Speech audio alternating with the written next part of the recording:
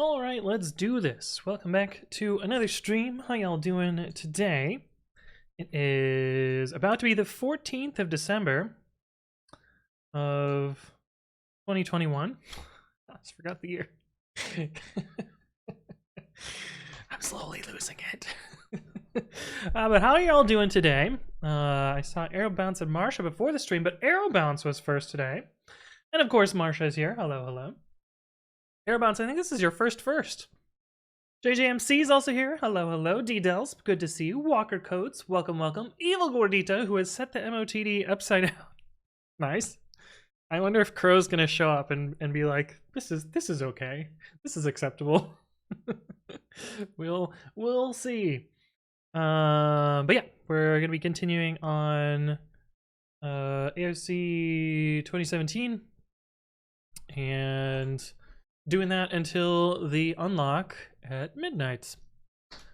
I've had a headache all day. I hope it doesn't cause problems later, but we'll see. We will see how that goes. Happy 2017, yeah. You know, I might have been happy in 2017. That's certainly a possibility. 22. I did not mean for that to be so dark. We're just gonna leave that one alone. Ooh. Game of life? Game of life problem? Any game of lifers in the chat? Imagine. Doesn't even acknowledge that I said it was Friday. I did acknowledge that before stream, but you couldn't possibly have heard me. I was like, what the fuck? It's nowhere near Friday. Seems impossible. Okay, this does not sound like a game of life problem. It looks like one, but it is not one.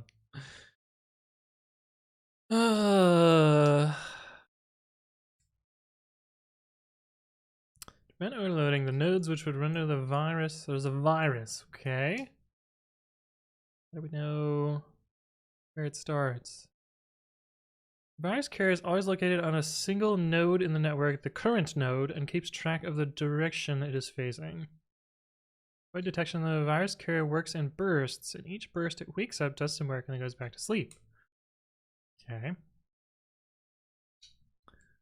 Did Eric predict COVID-19 in 2017? Right. Given a map like this, little babby map,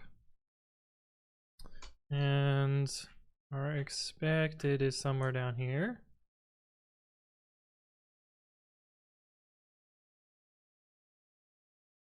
Oh my god, part 2 is gonna be do this for a bajillion.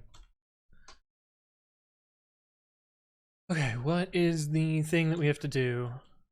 The virus carrier begins in the middle of the map facing up, so we're always gonna have an odd map. And I think we're gonna represent this as a set of coordinates. That's what we usually do for these. Okay, chords equals set. And by middle of the map is 25 by 25, I believe. It's a square. I think we can just assume it's a square. Okay, for line in enumerate s dot split lines. For xc in enumerate line, if c is equal to good old buddy Octothorpe, then chords dot add, we'll do xy. I feel like we switch off every other stream, might as well. Evil Great Detail says, I think I have enough babbies for toggle standing desk, switch keyboard, and play type racer. The trifecta.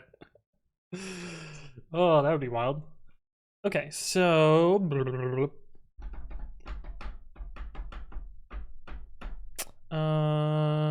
pause equals len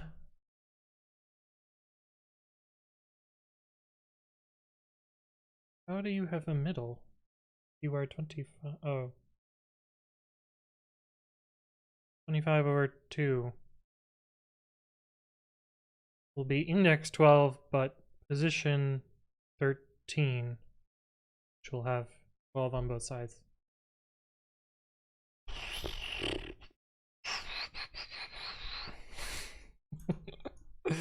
This is an evil thing that I have just done here. Technically correct, but slightly evil. I've intentionally used the leak of this variable from this loop. The best kind of correct? Yeah. Indeed, Aklan. Evil Gordita says, but I'm a hoarder. Yeah, there you go. Beetle says, I've got enough for that plus a code review. Ooh. I still owe a code review, don't I? Here's the community. No. Viewer rewards. Channel point. This is not where I find the thing. Why do I always suck at finding the channel points dashboard? Where is that supposed to live? Oh.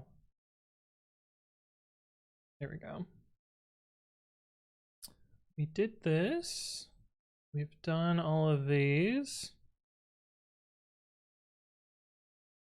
Done. Have I done these?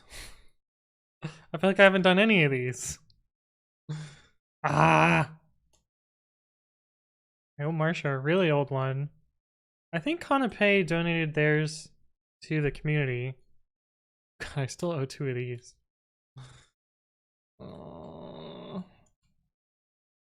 Tuesday evening, hello, hello.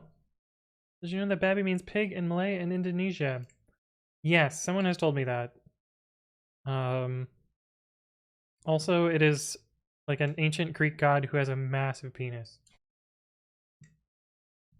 Apparently.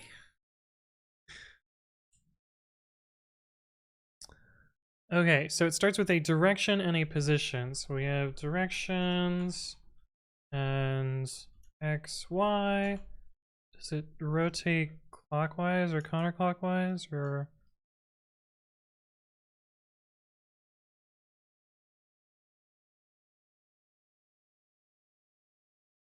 Okay, so we want to arrange these in a clockwise fashion. Okay, so going up is followed by going to the right, followed by going down, followed by going left. Did you know that Babby is the plural singular of Babbies? Yes, precisely. Direction equals directions. Bro. Okay, what are we supposed to do here? Current node is affected, turns to the right, otherwise it turns to the left. Turning is done in place. The current node does not change. If the current node is clean, it becomes infected. Otherwise, it becomes cleaned. Toggles it. This is done after the node is considered for the purpose of changing direction. Virus carry moves forward 1 node in that direction.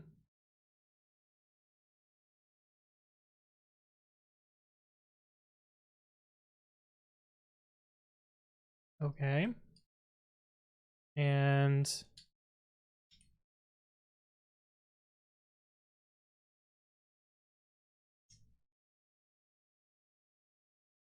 we do that 10,000 times. And almost certainly part 2 is going to be... Well, 10,000 is not a big number. It might be a big number in part 2. Okay, so let's just copy this. That way I can not have to flip back and forth.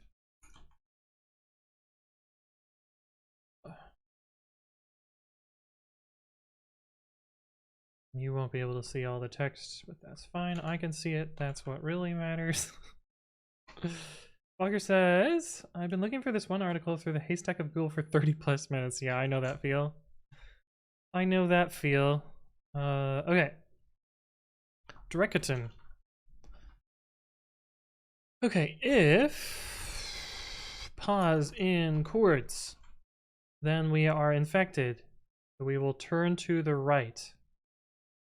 So direction equals directions dot Directions. Directions dot index direction +1, just turn to the right. Odd 4. Otherwise, turn to the left.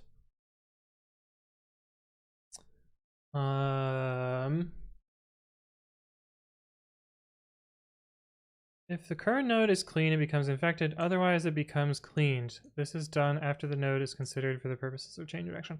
Okay, I think I have tweeted about this at some point. There's a clever thing that you can do to toggle an element in a set. I think it's this. Yeah. So we can just do, we can toggle our current thing. Oh, but we need to know whether we turn it on or not, don't we?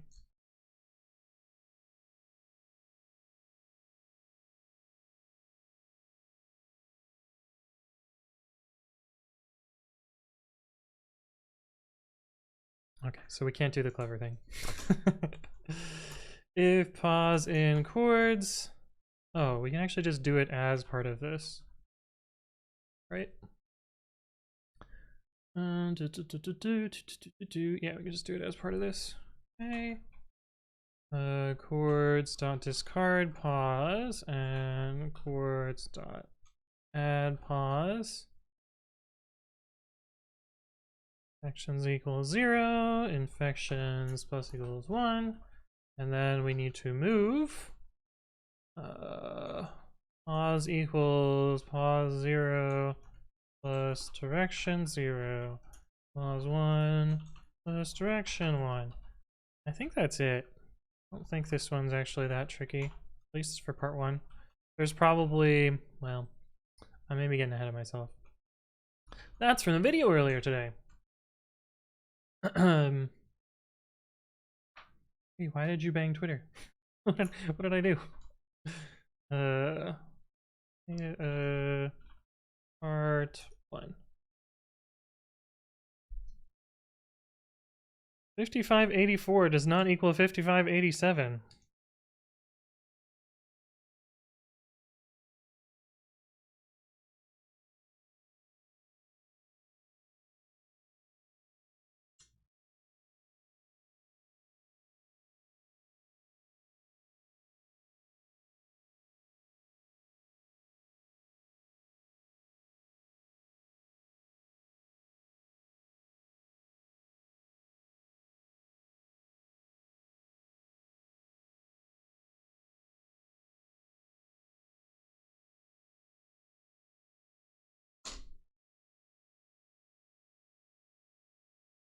What?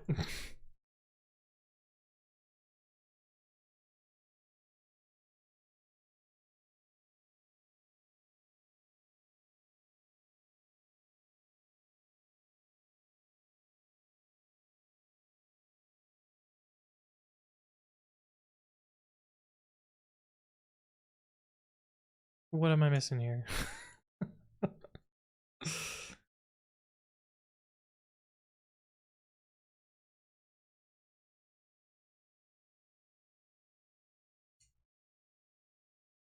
How many bursts cause a node to become infected? Do not count nodes that begin infected.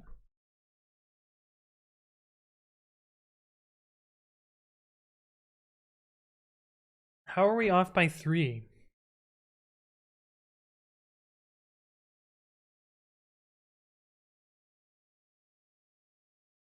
How are we off by 3? What?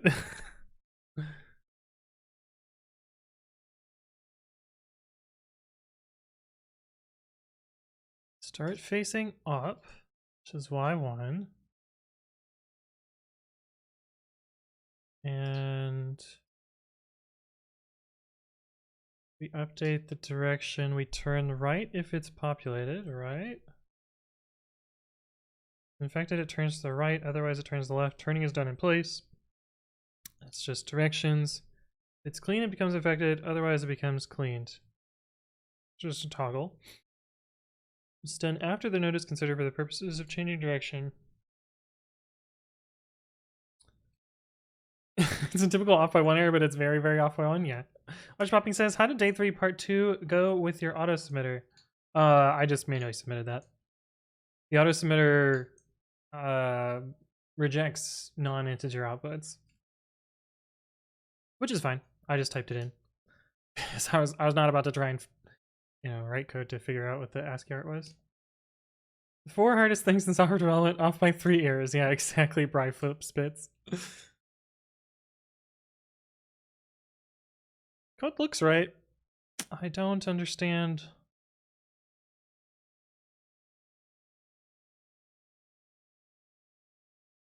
Okay, let's look at this. Starts here, facing up.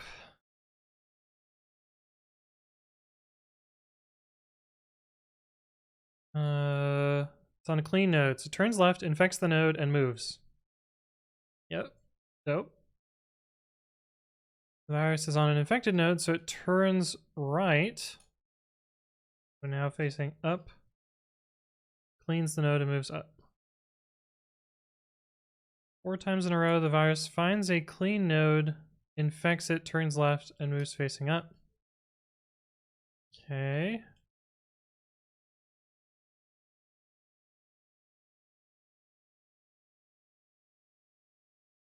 After the above moves, a total of 7 bursts of activity had taken place. Of them, 5 had caused an infection.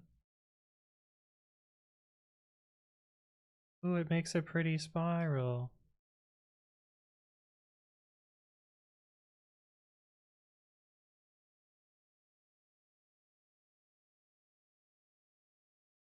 Dash SH, thank you for the follow. Welcome, welcome. Hopefully you're doing well.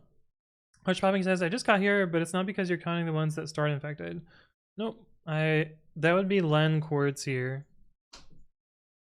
Which is different than what we've got.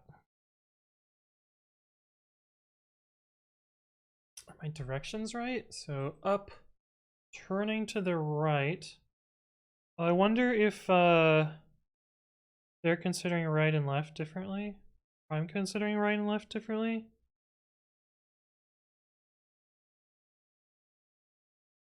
So to turn right, you get larger number, larger x, which is positive x. I have.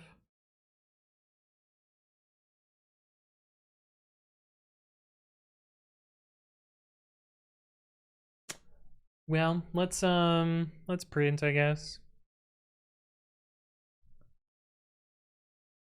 Oh, max min x min.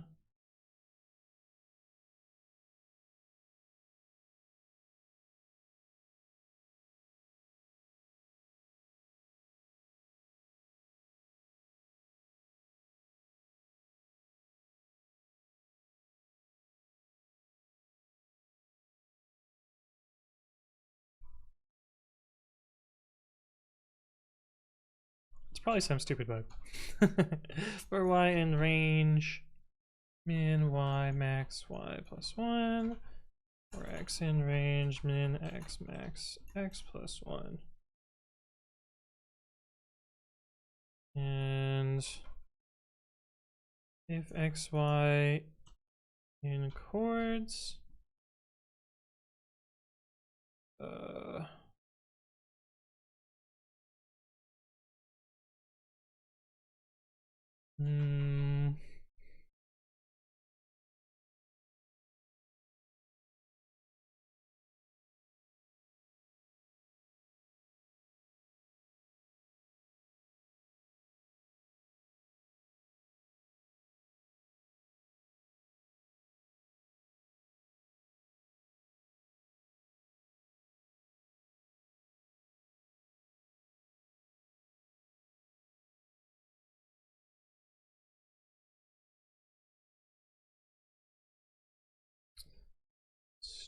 this.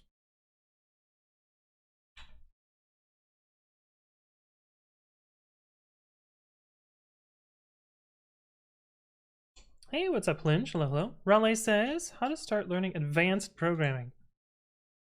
What does that mean?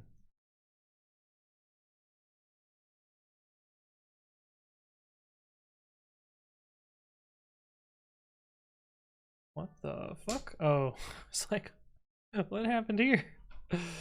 We ran the big input. Jay the developer, thank you for the follow. Welcome, welcome. Hopefully you're doing well. Okay, so that. Oh, we don't have our position in here.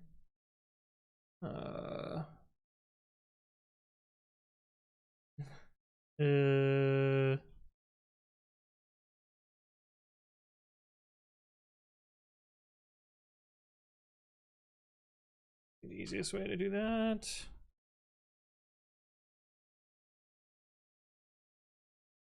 Okay, so is that what our input looks like?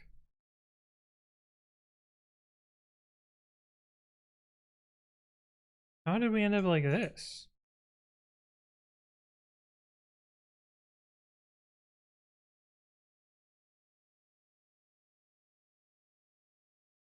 What?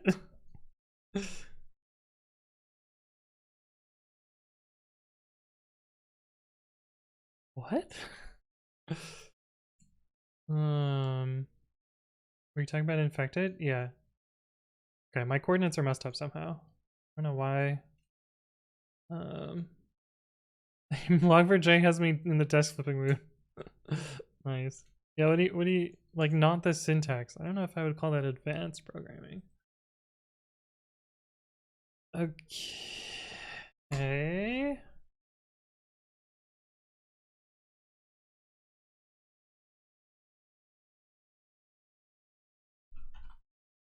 Our direction is left. Is that what we have expected? The middle position looks like this, with the virus carrier's position like that. The virus carrier is on a clean node, so it turns left, infects the node, and moves left. So this is what we should see. This is what we see. So, I feel like I've rotated somehow.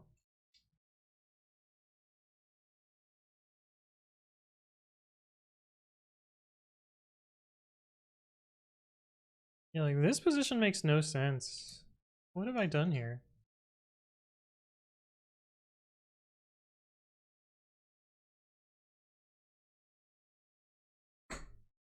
The original position started at 1, 1, right? How are we possibly to -1, 0?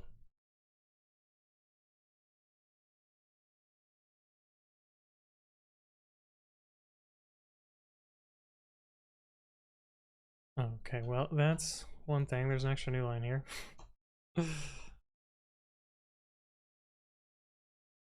Okay, so that makes a little bit more sense.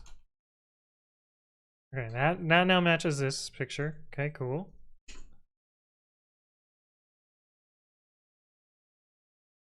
This does not match the picture anymore.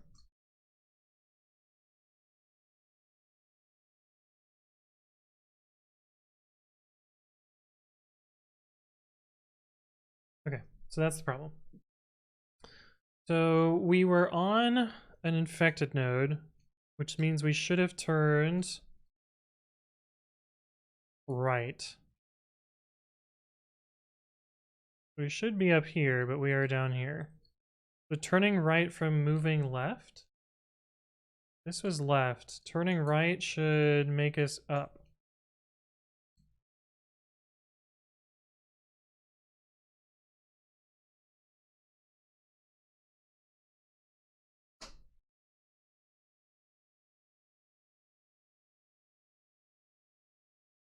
Let's try this again.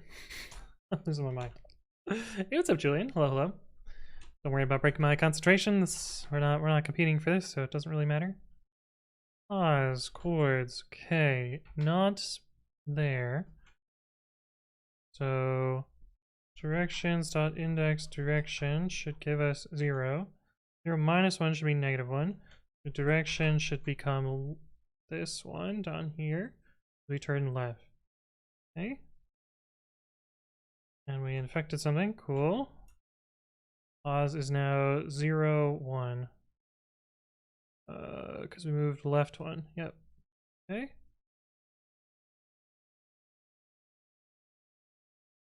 And we do our print. Cool. Pause is 0, 1. And it is in the coordinates. Okay.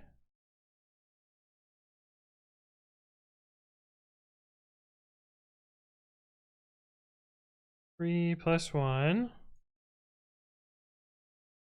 Mod 4 would be 0. Go back to moving up, which should put it at 1, 1.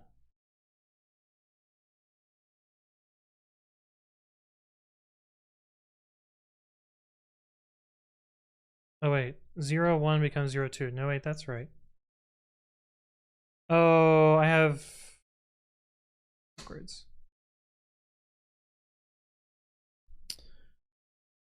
Those were backwards.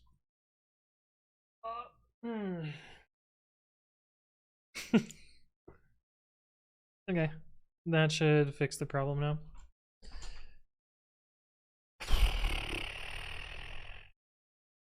Oh, we don't want to print anymore.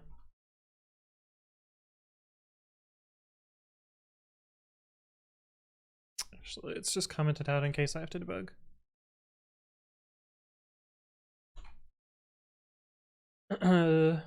We infected something cool. Yeah, right. Okay, cool. So that's part 1.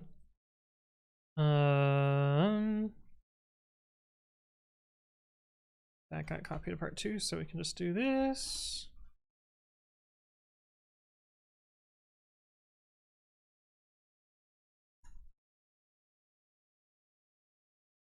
Add our timing.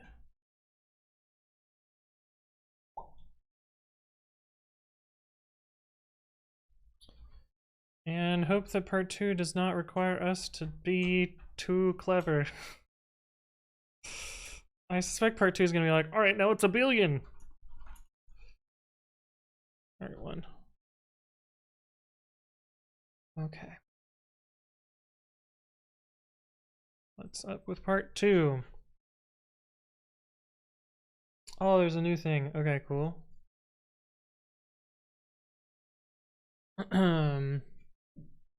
What do the keys in the middle do? They allow me to switch scenes. It's basically a fancy Stream Deck, but it is a keyboard that I soldered together myself.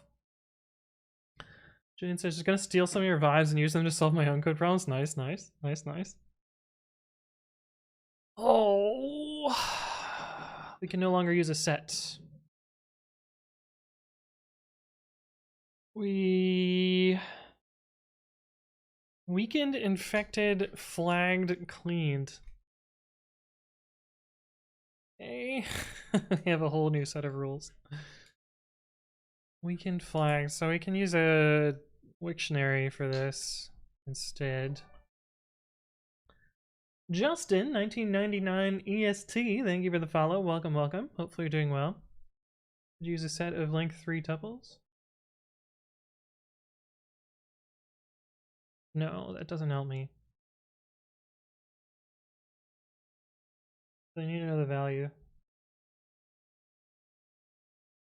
I need to look up using the coordinate and get the value.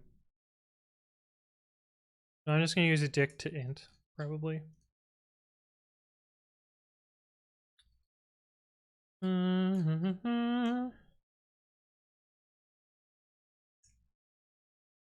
Or it infects a clean node, it will weaken it to disable your defenses. If it encounters an infected node, it will instead flag the node to be cleaned in the future.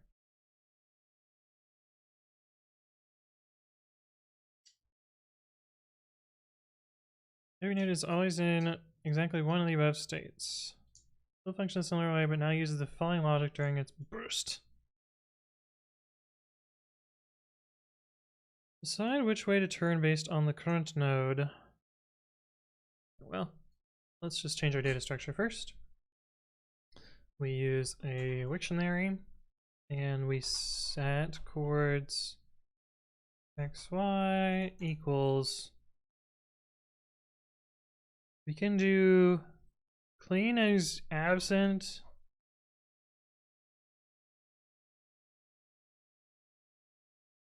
Well, we can just use characters. We don't need it to be fancy.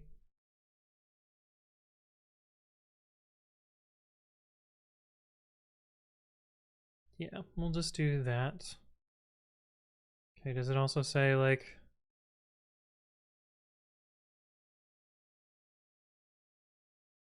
10 million? Probably fine.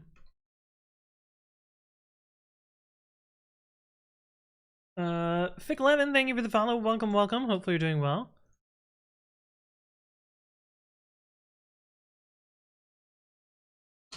Okay, so we need this. Anonymous, thank you for the bits. Appreciate that.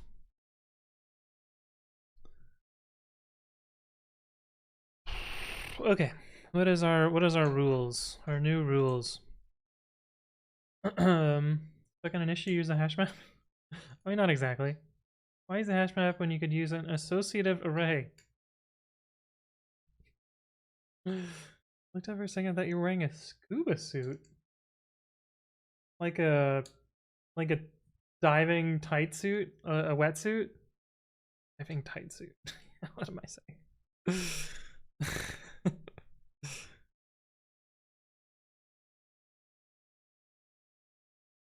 Okay.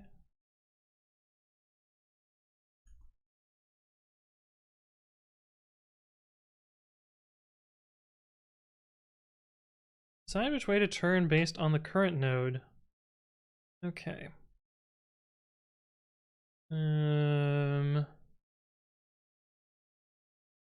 If chords, if pause, not in chords, then it's clean, it turns left. This was a left turn. If it's weakened, it does not turn.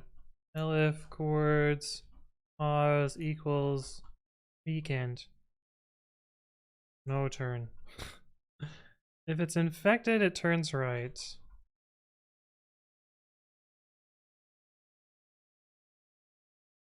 So our buddy Octothorpe turn right. If it's flagged, it reverses direction.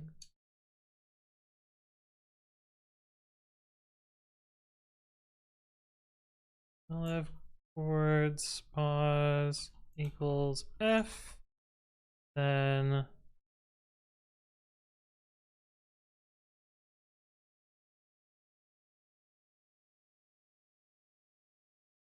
reverse. What is the state of the current node as described above? Okay.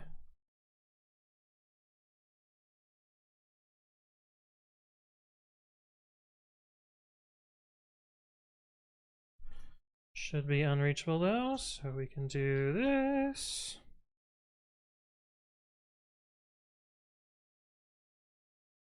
Hey, what's up, Luis? Yes, this is 2017. Hey, what's up, Shaz? How you doing?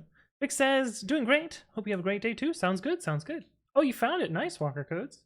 Shaz says, I started reading CTCI today. Actually seems pretty great. I don't know what I was expecting. Also, hello, hello. Good to see you again.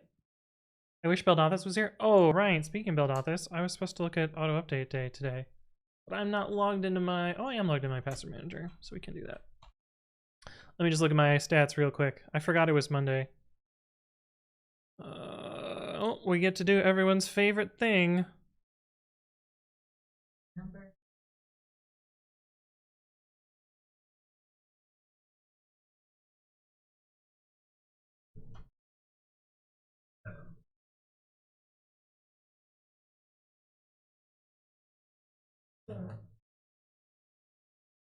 I feel like I got one of those wrong. Did I get this one wrong? Well, hope that's right. Shit's on it, I swear. Yeah, it's fucking crazy. Fucking crazy. Also, the music has so annoying. I think they're kind of funny. I find them amusing, like when it goes. That one gets me. Yeah, I know you can see my keyword, but I'm just making it slightly slower that the typing goes. British man, American woman, ghost of a child murdered in 1879. Yeah. Dashboards, auto update. Wait, what did that say? What was the error? There was error. One in dead litter. But why? Well, I know there were over 9,000 in queued. This was a really quiet auto update day. Really quiet. Nothing bumped, which just makes sense. All right, let's look at the dead letter. It's probably a deleted account. Oh, wait. Oh, this is just runs in progress. I was like, why are there dead letter runs and I didn't get an alarm? And receive, pull. This is a repo I have not heard of before. Does their account exist? Yes. Do they have a Frequency CI account? Also, yes.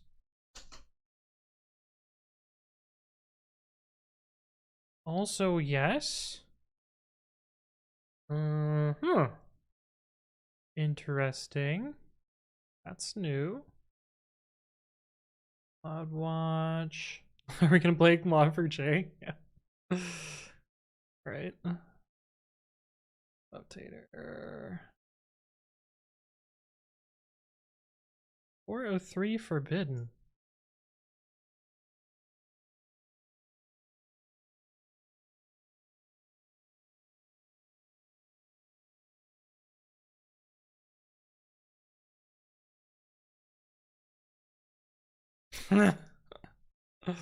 Right. This bullshit.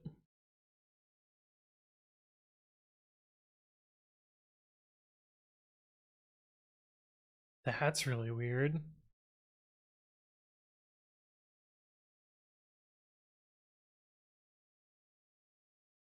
That's really weird.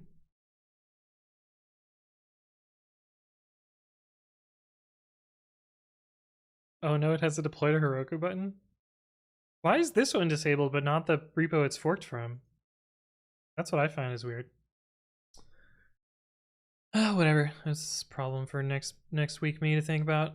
We're just gonna purge that for now, and yeah, not a big deal. Don't really care. Purge by. Oh, okay. Back to the programming. Is this about GitHub giving you vague HTTP codes again? Yeah. Yeah. Okay, so clean nodes become weakened. If it's not in chords, then chords pause equals weakened. Infected nodes become flagged. Chords pause equals flagged. Weakened nodes become infected.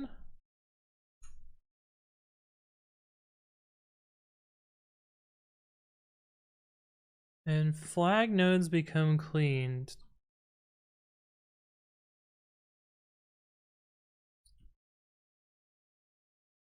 And we count the number of infections. So where did we become infected? Okay, let's try part 2.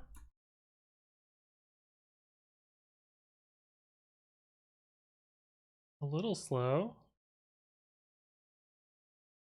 How many did we do last time? What was part 1? I don't want to optimize this. Do I have to optimize this? We did 10,000 before, and it took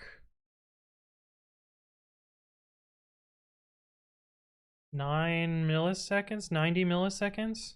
So it should take about 9 seconds. Oh, it's done. Okay, cool. I will take it. Took 13 seconds. This is about GitHub giving you vague HTTP codes? Yeah. I've already complained to staff about this, and they were like, well, no. Oops, flash myself. There's probably a smarter, faster way to do this, but as long as it completes, I don't particularly care. Eric has kind of changed his puzzle philosophy a little bit since this, I think. In that, like, he doesn't make it bigger just for no reason. He makes it bigger usually when you have to optimize it, so I'm kind of surprised that, well, this is 2017, so things were different back then, I guess.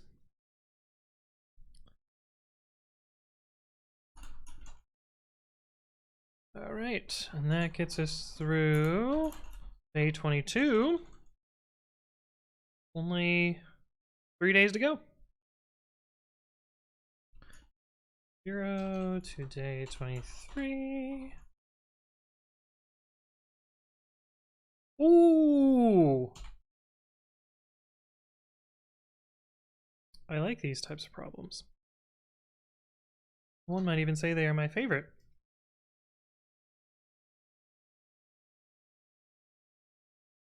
Okay. Variant of the kind you saw on the tablet. Wait, is this similar to the other one that we already did? Some of the instructions are different.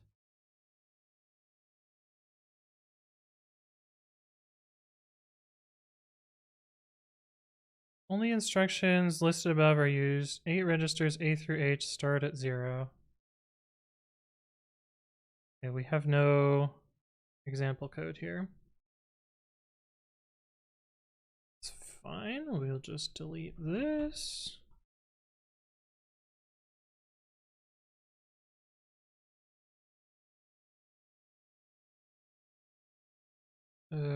Registers equals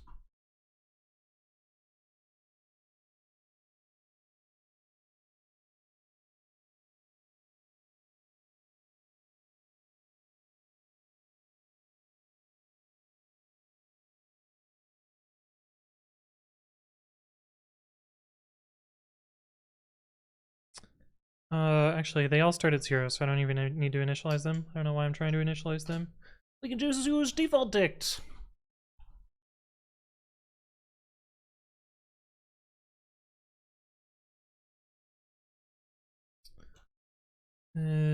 For line in s dot split lines, if our parts equals line dot split, part 0 is equal to set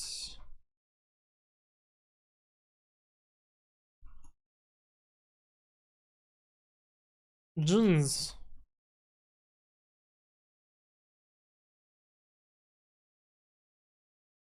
Sets the register x to the value of y.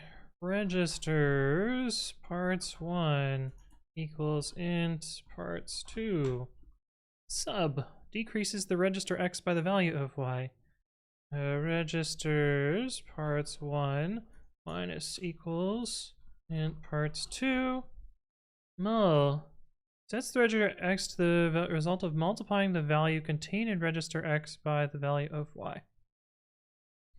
Registers parts 1 times equals in parts 2, and then mul plus equals 1. We are keeping track of that. Juns. Oh, we need a program counter. Probably, yep. Instructions equals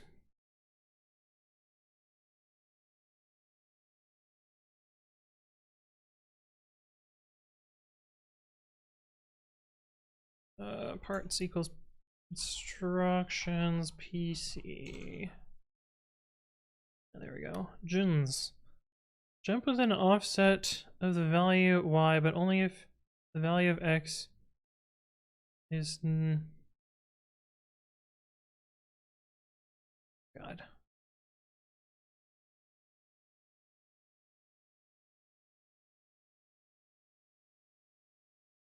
An offset of 2 skips the next instruction. Offset of -1 jumps to the previous instruction. Only the instructions listed are used. 8 registers. Okay, blah.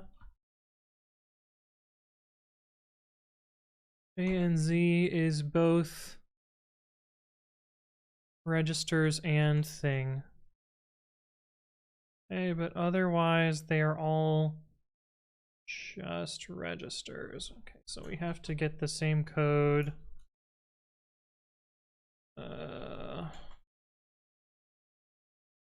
From day 18.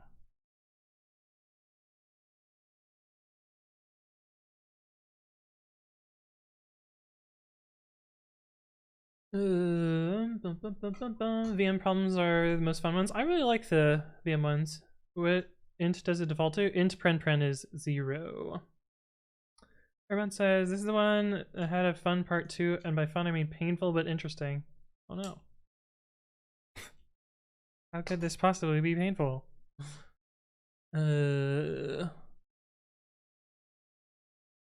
Jins. Jump with an offset of the value y, but only if the value x is not 0. If val parts 1 does not equal 0, then PC plus equals int parts 2. Otherwise, PC plus equals 1. Continue PC plus equals 1. And then return mul. Presumably.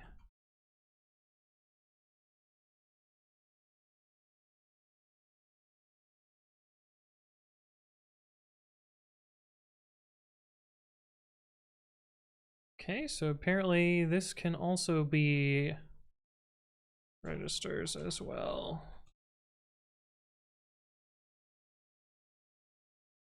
Cool.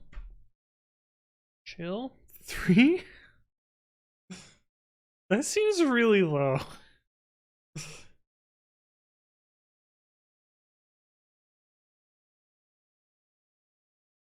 That seems super low. Way too low. What the fuck? Oh. How does the program halt?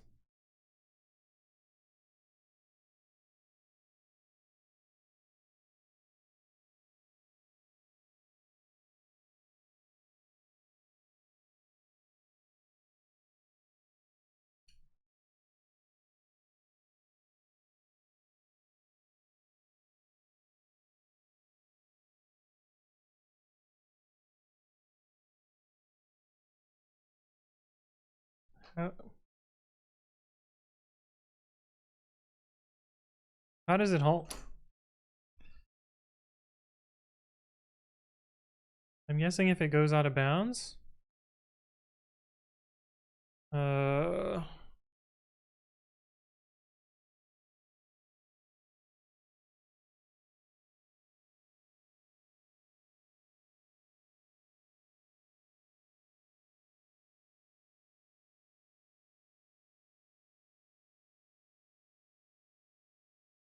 Didn't say that in the problem though.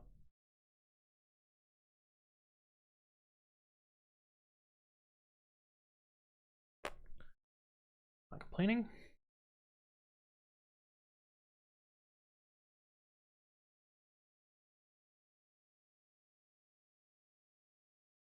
Six, 4, 4.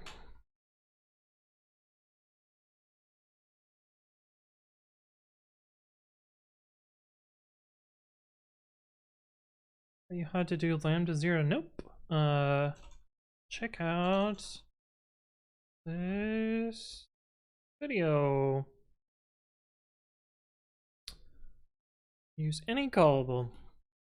Any zero argument callable.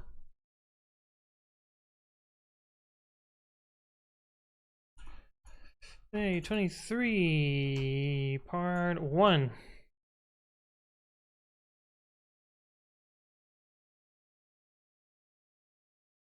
Oh yeah, we can get rid of all this junk up here. Really, you need a type annotation for this?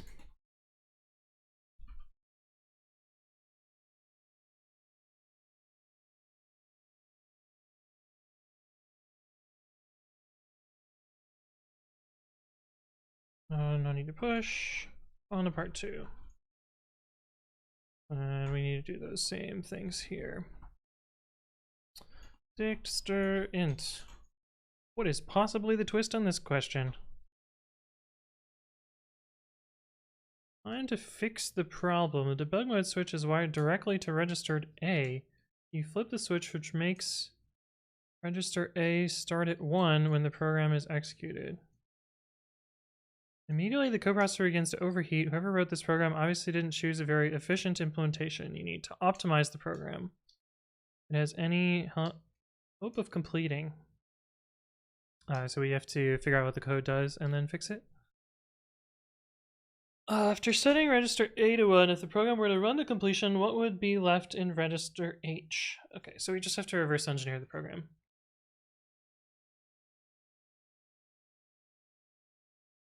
The debug mode switch is now wired directly to register A. You flip the switch and makes A start at 1.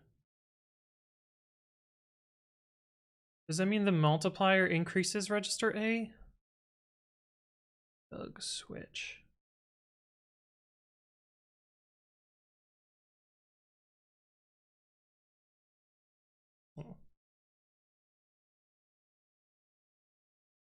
Okay, so we're not actually writing any code for this, presumably. We are just debugging. Let's figure out what this does. E equals 81. E equals B. A equals 1 also. If A does not equal 0, go to... Those are relative.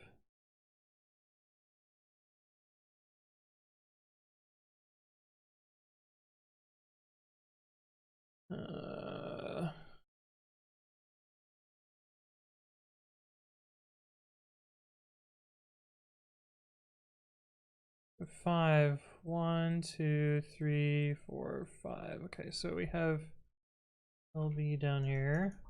Can't actually commit that code, that's fine. LA.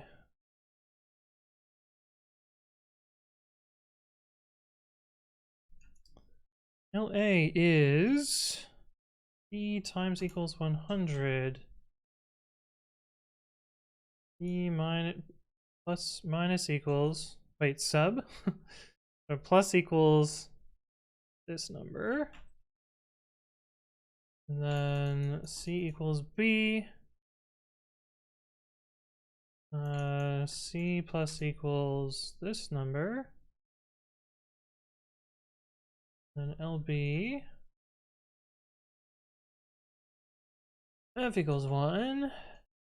D equals 2. E equals 2. G equals D. G times equals E. G minus equals... G minus equals B. If G does not equal 0, go to 2. Which we'll call LC. It's on here. F equals 0. LC. E plus equals 1. G equals E. E minus equals B. If G does not equal 0, go to LD, which is minus 8. 1, 2, 3, 4, 5, 6, 7, 8.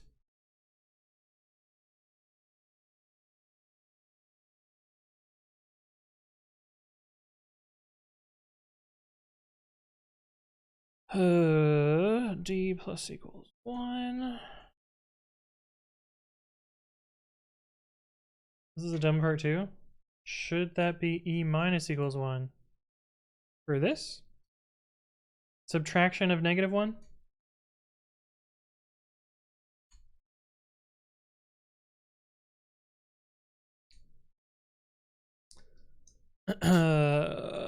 G equals D.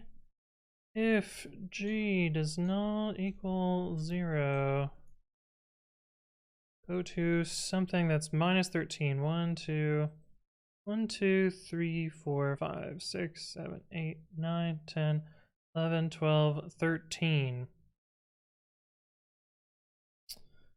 Yet another label up here. Okay. If F does not equal 0, go to LF.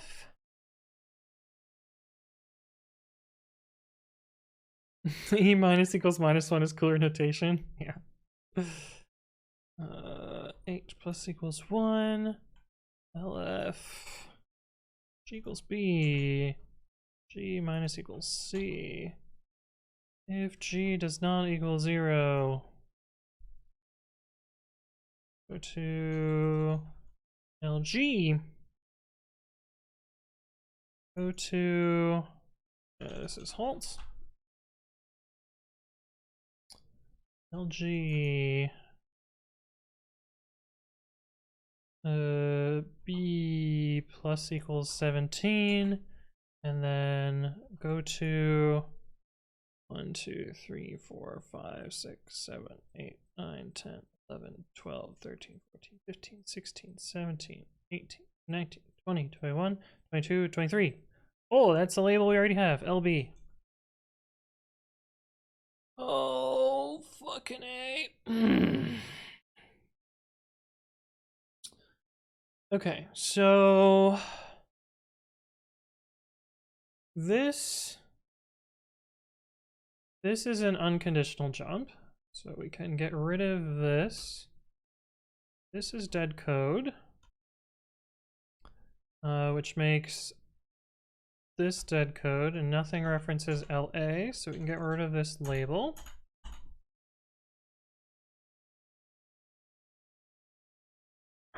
You okay? What do you mean? Because I'm counting?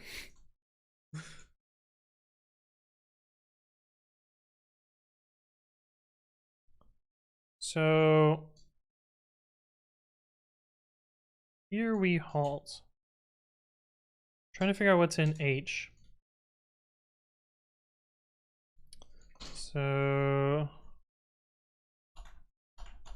H is incremented here. So he says to figure out what this goes through. So we're trying to figure out while G is not 0. I suspect we have a bunch of loops, brother, in here.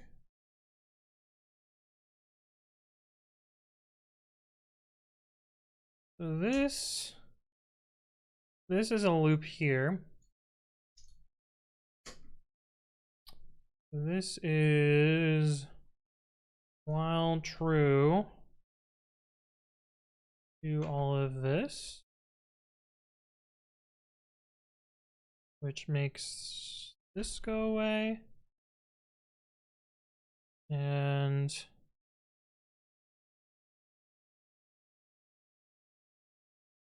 LG.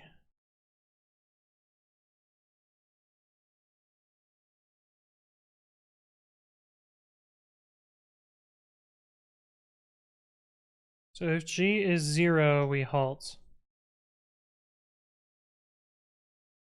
We can change this to be if G equals 0, halt, and get rid of this, and get rid of LG.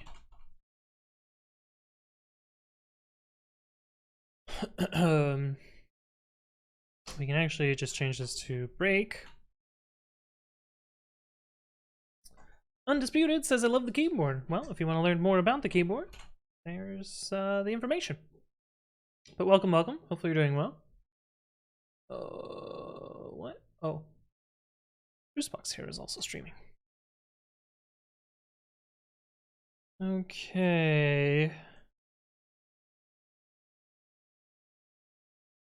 G equals D, G chimes equals E, G minus equals B. What is B?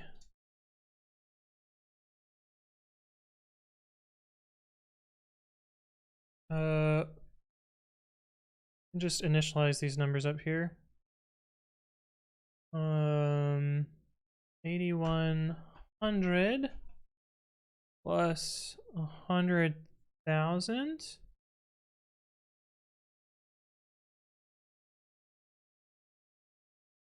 Wait a second, what the fuck? This does nothing because C gets immediately covered down here. Oh, we can get rid of that. And we get rid of that. 108,000. C also equals 108,100. But C gets 17,000 more. We have that. We don't reference A anymore.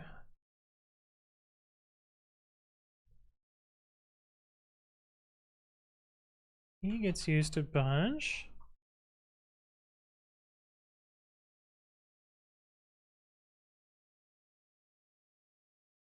F is always 0 here, right?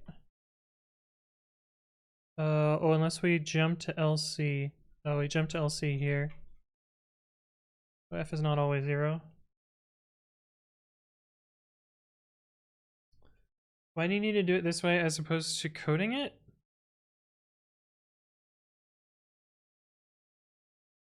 I mean, I could throw it at a C compiler and hope that a C compiler optimizes it, but I'm pretty sure it's easier for me to just figure out the code this way. Don't use split keyword like that. I cross my hands too much. I also crossed my hands when I first started. I would cross over for this finger would hit the T, and this finger would hit the B also. But I still ended up being fine. Got out of the box, was able to type 97 words per minute, which was pretty good. Okay.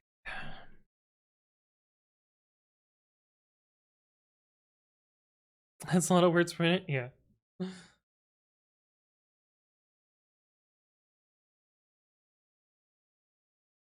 Okay, B and C.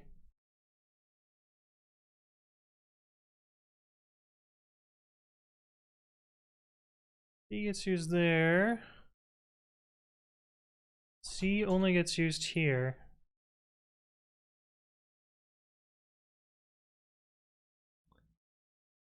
B equals B minus C.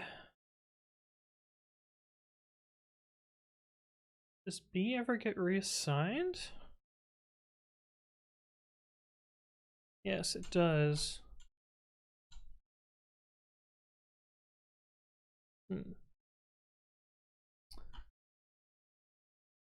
So the loop is going until B is equal to C, it looks like.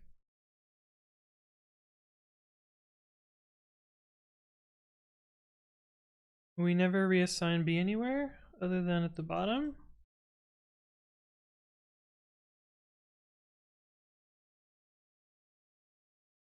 Yeah. So this becomes while B not equals C.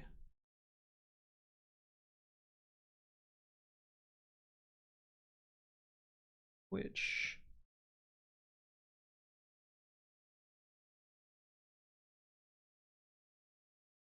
oh wait, that's not true. Because we have go to. Ah. But this can be simplified to if B equals C break.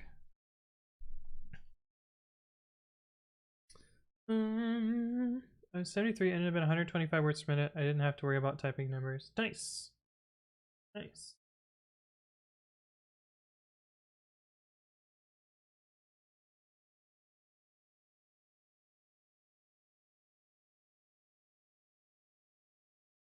Okay, so we have some inner loops in here.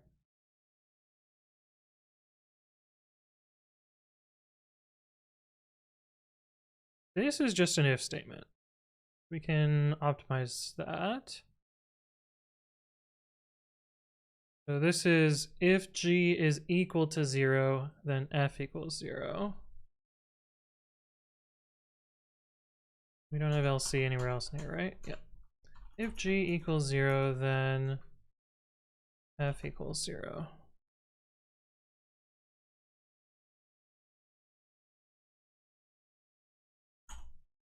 Okay, so we optimize that out. LD, we have another loop here. What is LE? That is another loop. This is an if statement. Okay, so if F is 0, we run this. If F equals 0, then H plus equals 1, Let me get rid of left. This is our H that we care about. Okay, so now we just have LE and LD, which should be 2 loops. Student says, thrown in the towel for the night. Catch you later. Sounds good. Sounds good. See you around. We got 37 minutes to do this.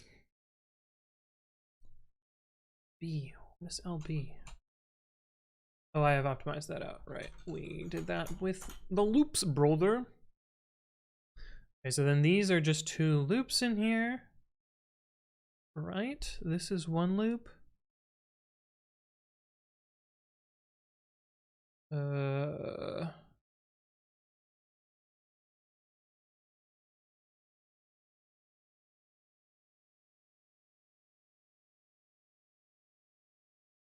This is another while true.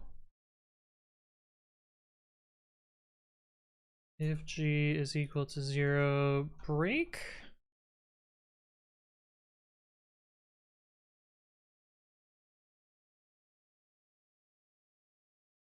And G is E minus B. If E is equal to B, break.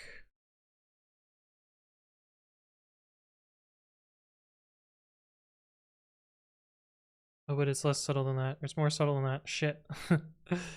I guess it's fine because we immediately clobber G here. Oh, I hope I haven't made a mistake by doing that. Okay, and this one we can also simplify. G equals D. D times equals E. D times E. If D times E minus B is equal to 0, then F is equal to 0.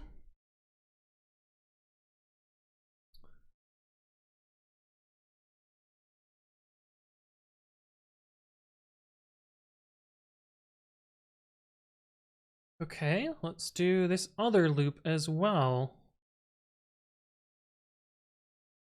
While true. And this. If G equals 0, break.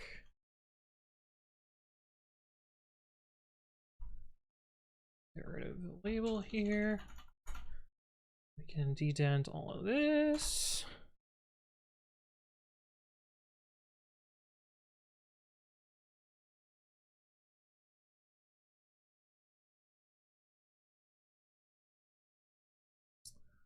Wait, I've fucked something. No! Because I don't see how D ever decreases.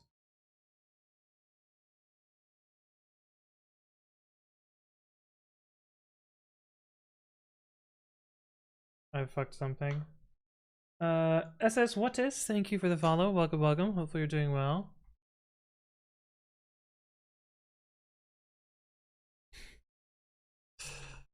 We're gonna undo until that makes more sense.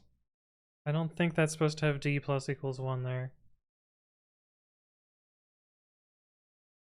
Well, there is a D plus equals 1.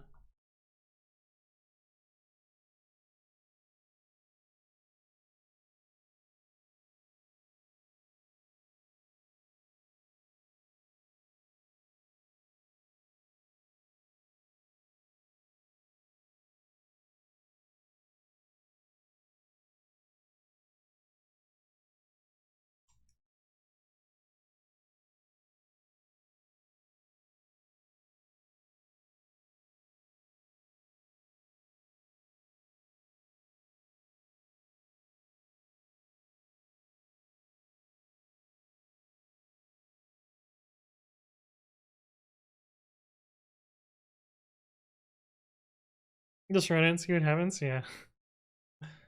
Just swat? Okay, cool. That's what I will go with.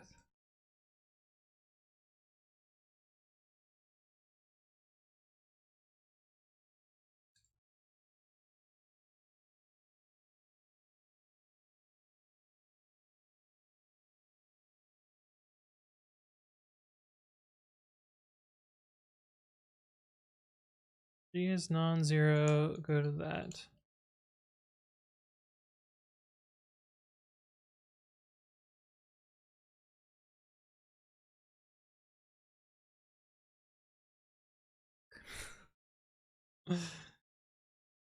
I don't see how this code ever breaks.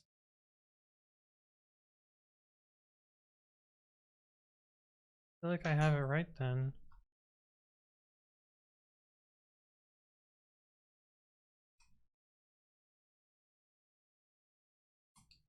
Oh, I'm gonna have to retranslate this, aren't I? No.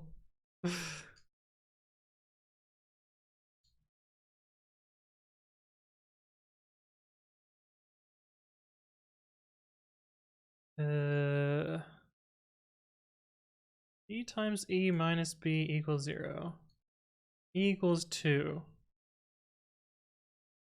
We're continually increasing E until E times D is equal to B.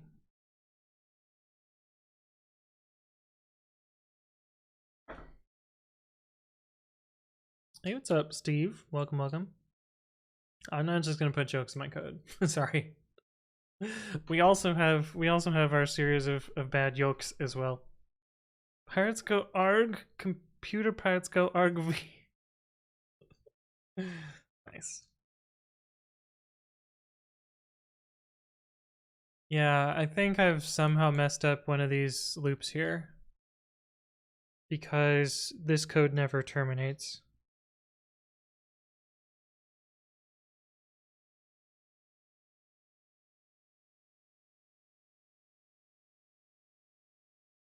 And this code here, D times E minus B. D is what, 2?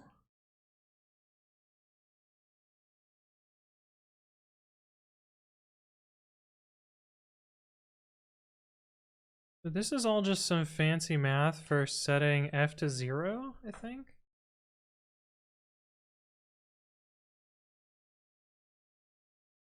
Everyone says, I got bored and decided to start running their original code. I'll update when the next time my program prints is. I've set it to print whenever the B register gets updated. Nice.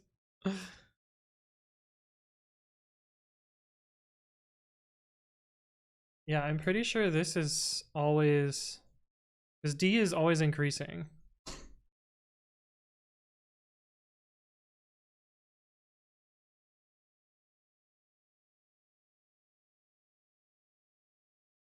D is always increasing. Oh, and I guess B is always increasing. Wait, we're missing this here. Sub B, sub G, B. How did I lose that? G minus equals B. Okay, this now completes. This now terminates. Where is H initialized? Everything's initialized to 0.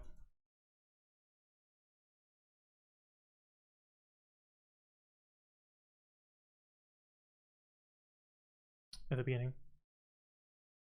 Okay, this makes sense. So if D minus B is equal to 0, then, or if D equals B, then break. Okay. That's fine. That's better. I'm so used to dot first and last accessors in Ruby. Common list has first through 10th. Ruby has first through 62nd or something like that. Hi, you Ruby.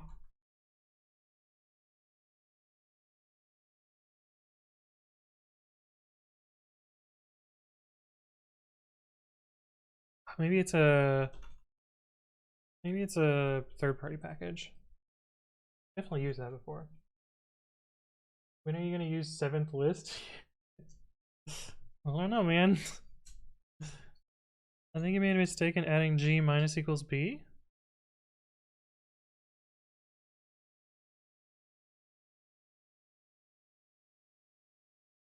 Why? Is it not this line right here?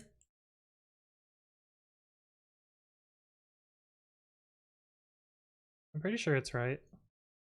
This is D plus equals 1, this is G equals D, this is G minus equals B. That was directly under the third while true.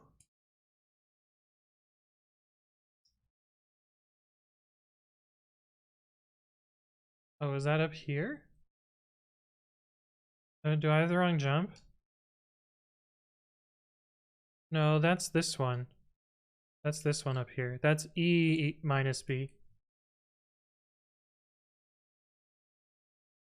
That's some Pikachu. I choose you level of indexing. Yeah. Yeah.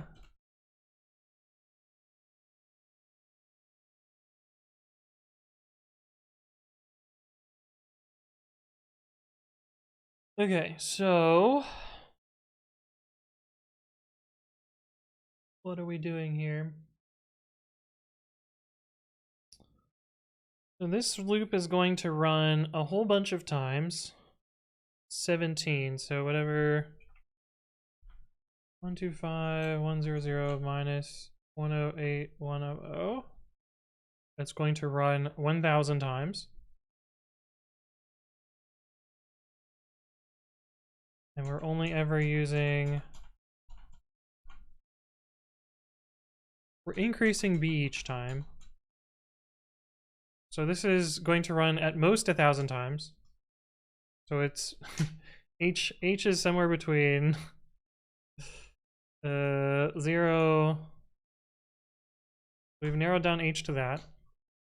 F equals 0. So this, I believe, is some sort of factoring. Projectile, thank you for the follow. Welcome, welcome. Hopefully you're doing well.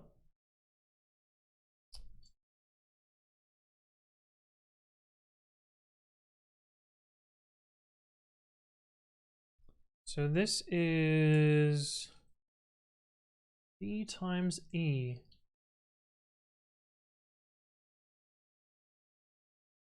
This is counting D from 2 to B. And counting E from 2 to B also.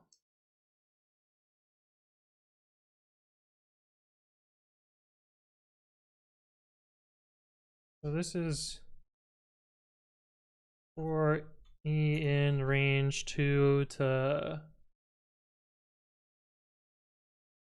B.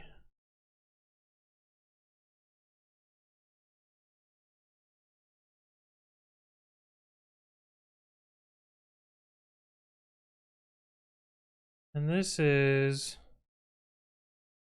for D in range 2 to B.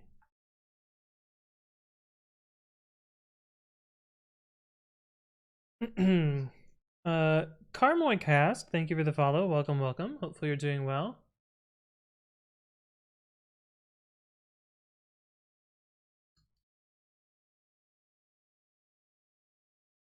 Isn't this check prime? Yeah, I'm pretty sure this is a prime check. I think you're right.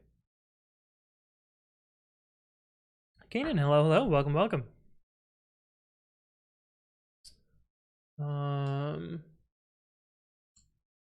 If D times E is equal to B, then F is 0. And yeah, so this is just checking every time B is prime between those two numbers.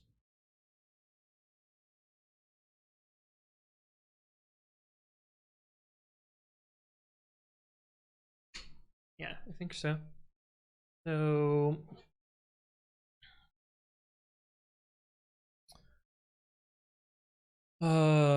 is it inclusive?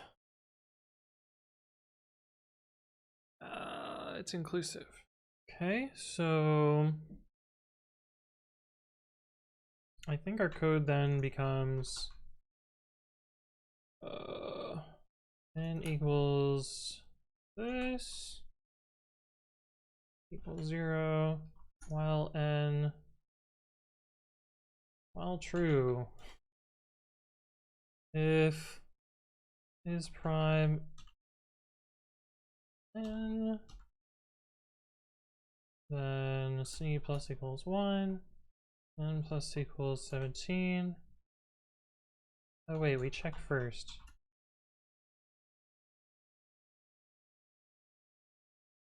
Yeah, that means we run at least once. If n equals this, then break.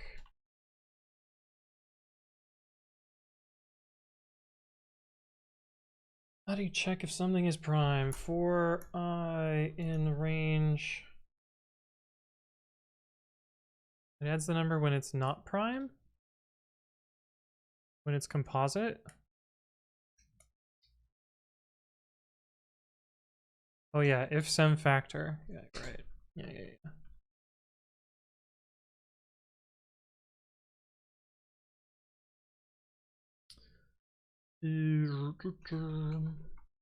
Thoughts. Is there an is prime in the standard library in Python? Python 3 is prime. Guessing no. We'll write our own. Math thought squirt. Int math thought squirt n by 2. Oh, that's not right. Do that. If n mod I is 0, return false.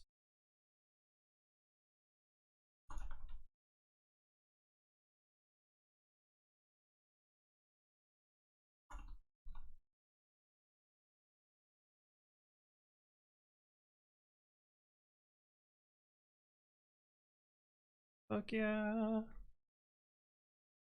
Okay, well, let's just put this into our actual code here.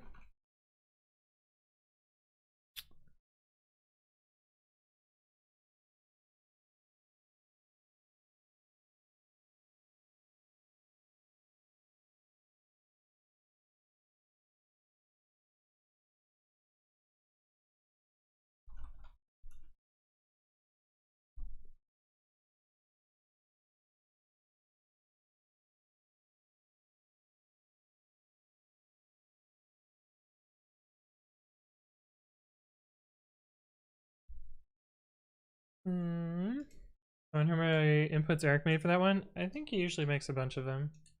So he probably just adjusted N and or A, B, and C, these two numbers, and that gives you a different set of inputs.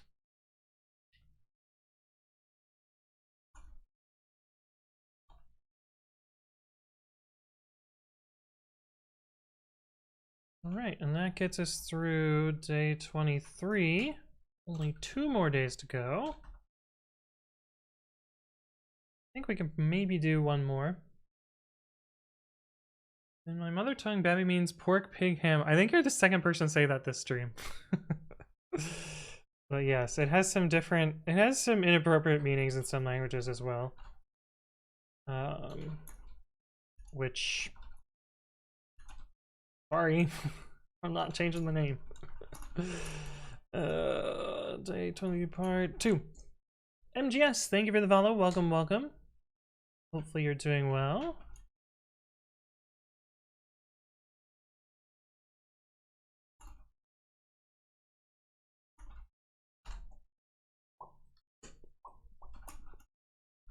All right, how far can we get on day 24?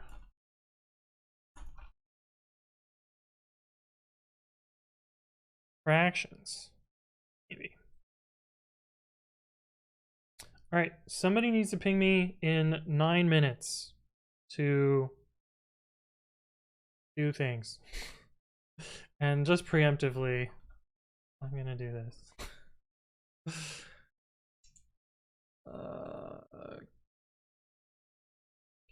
Is our sample and our expected TL Python has a 4else. 4else is so good. So good. How many AOCs have you done? What was the hardest day? I have done most of 2017. I've done all of 2018, 19, 20, and I'm caught up in 2021. I think the one that I spent the longest time on was day 22 of 2019. because it used some math that I didn't understand, and that one took me almost 2 years. Is there a while else? There is a while else, although it's extremely rare to need it. Okay. Each component has 2 ports, 1 on each end. The ports come in all different types. Only matching types can be connected. You take an inventory of the parts. Each port is identified by the number of pins. 4 pins means it's stronger. 7, for example, has a type 3 port on one side and a 7 on the other. Your side of the pit is metallic.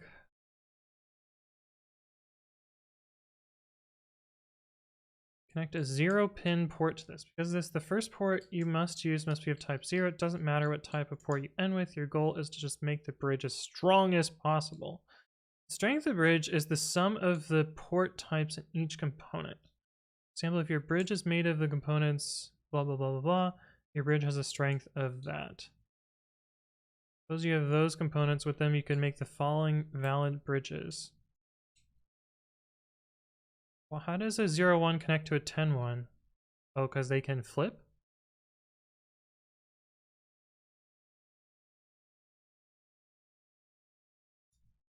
Zero, 1, 10, 1, 9, 10.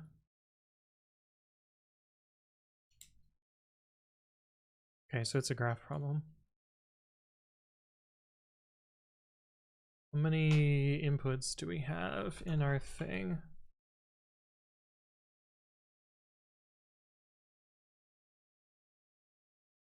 50?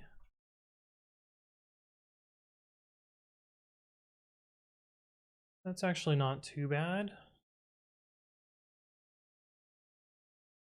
And just find all of the paths and pick the biggest one, probably. Probably the easiest way to do this. And let's do that.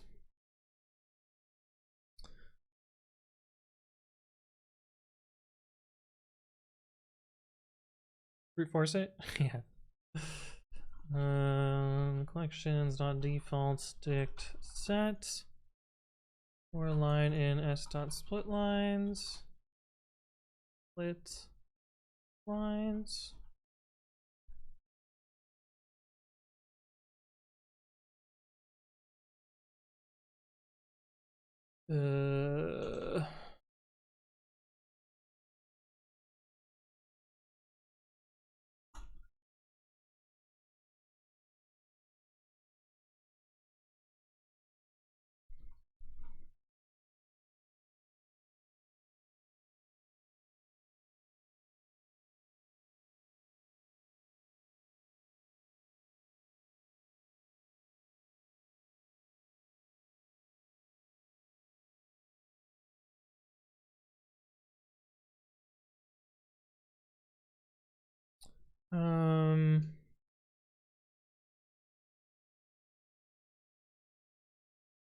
I'm hoping we don't loop, but I suspect maybe we will. Well, we'll just try it and see what happens.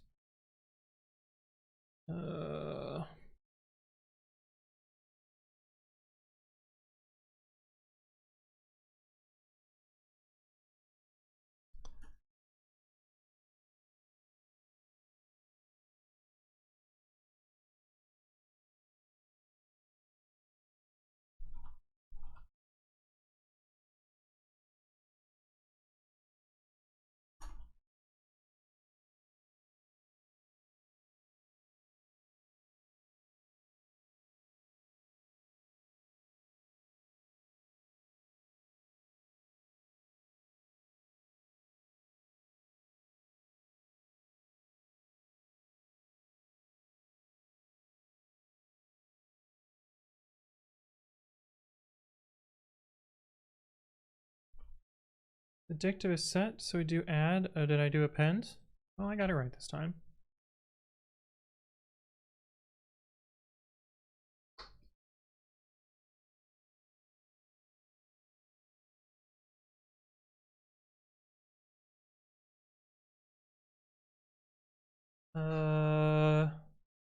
Yeah, we're gonna infinite loop there.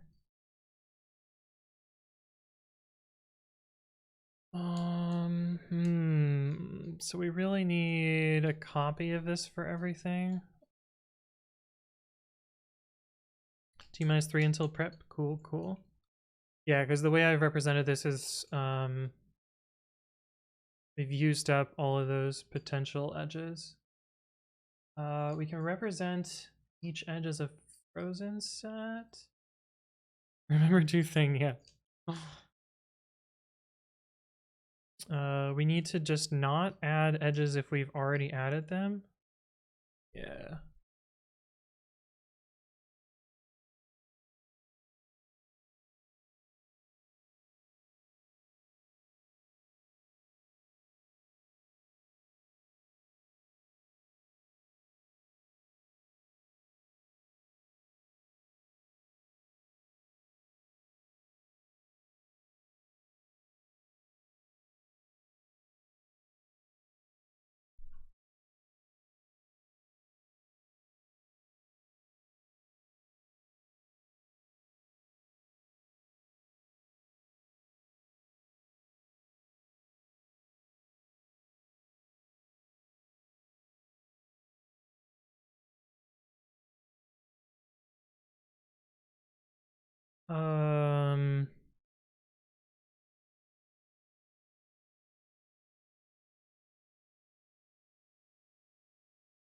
So what is this? 22 plus 9? That's how you burn max. Some path to -1 times 2 plus path -1. Or path in paths.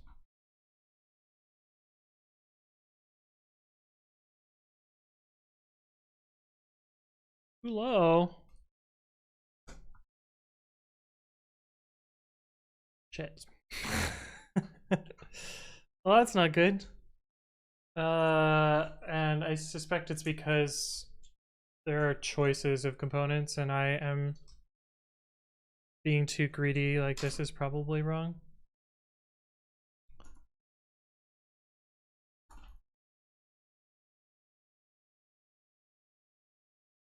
And we will solve that after today's problem.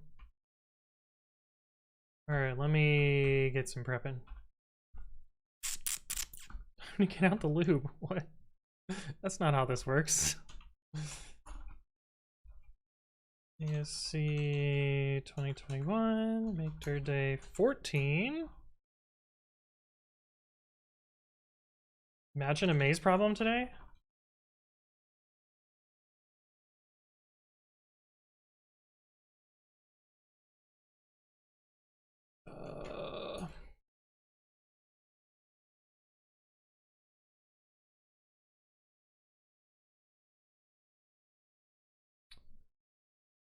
That isn't the right spot. We want part 2, part 1, and then this. And I'm gonna go fill up my water, and I will be right back. I will see you in a sec.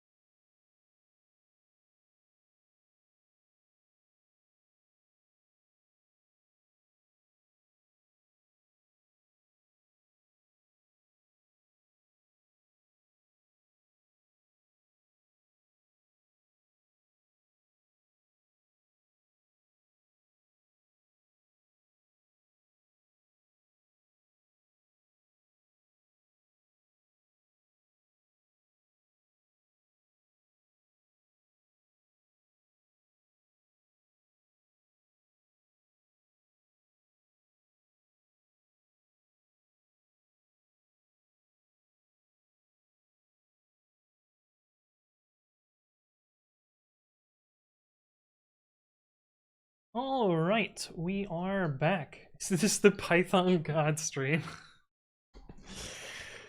How's it going, Yumi? Welcome to the stream. Imagine actually getting a maze or game of life problem. Yeah, true, true. Hey, what's up, Siberian Lumberjack? Hello, hello. Why don't you just get a maze generated by a game of life problem? That would be so big brain. W3C. I assume you mean W3 schools, and the answer is absolutely not. Their content is usually garbage. Usually garbage. Marsha says, are you something soldier boy something? Fucking I don't know. What am I talking about? Alright, so let me get the windows ready and we will play with this later. 21. Open this, change the number to 14. We got 6 minutes to go. MGS says, I started to learn Python by myself. Do you have any tips and advice? I do, actually. Getting started. Check that out. That's my advice for getting started with programming. Large Popping says, it just looks like an innocent game of life problem, and then in part 2 it says, after 1,000 iterations, what's the shortest path from A to B? Yo, actually that would be pretty sick. Game of life problem that generates a maze. Give Eric that idea. That would be sick. Although I'm pretty sure he doesn't take puzzle submissions. I think that's in the FAQ, if I recall correctly. Because I think the reasoning is, well, the reasoning makes intuitive sense to me in that puzzle ideas are intellectual property, and he wouldn't want to inadvertently take one and not have the proper licensing and credit and whatever. Philosophy. Interesting way to spell it, but thank you for the follow. Welcome, welcome. Hopefully you're doing well. My headache has not gone away, so hopefully today goes all right. We'll see. I wonder if I'll get past the reading part this time, for I'll abandon again and fall asleep. I feel like it's almost more work to figure out the puzzles. Yeah. Making puzzles is hard. Which is why I've only really made like 4 of them for the Discord. And I don't even think some of my puzzles are that good. I'm just says, I was stuck on the square problem today, but I finally understand it after 15 minutes. The square problem. Square problem? Hello, hello, philosophy. Square problem. My mind is a blur. I don't know which problem you're speaking of. The square problem. The folding problem? Yesterday's problem? Azteca, thank you for the follow. Welcome, welcome. Probably Azteca, to be more accurate. Okay, we are here. I wonder if this to-do comment wastes me a few seconds because I have to delete it. It probably wouldn't waste me more than a second. I think that's probably not worth optimizing at that point. Yeah, that's probably.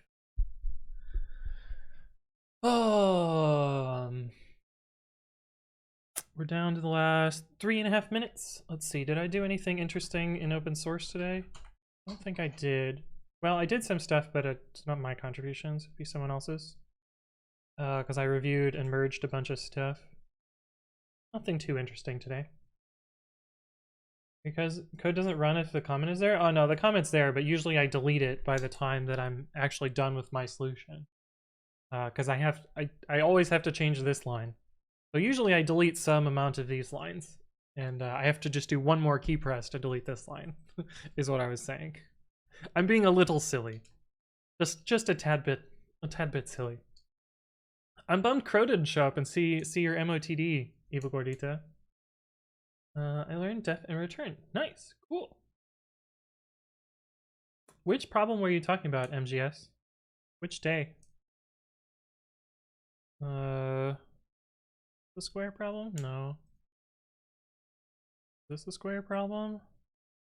No, I know 3 wasn't. 4 was bingo. 5 was lines. 6 was the fish problem. 7 was crabs. 8 was the display. 9 was basins. 10 was syntax. Ooh, 10 was a good problem. I like 10. 11 was octopuses. 12 was graph. 13 was folding. What was the square problem? Oh, not AOC. Okay, okay. All right. The square problem versus a square problem. Yeah. Yeah, indeed. Indeed, indeed. Oops. Well, good luck to everyone who is attempting puzzles today. I'm hoping to stay on the leaderboard. I don't know. I basically need to get points though, right? Oh, actually, there's like 40 points that separates the bottom. So I think I'm pretty likely to stay on the leaderboard today, even if I don't get points. But I would like to get points. I would like to stay on the leaderboard. Yep, good luck to you as well, Aerobounce. And everyone else who is attempting the puzzle today. Eric! Hello, hello.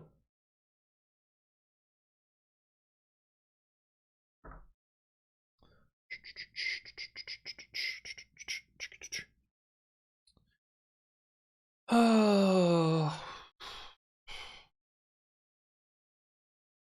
May the game of life be ever in your favor, yeah.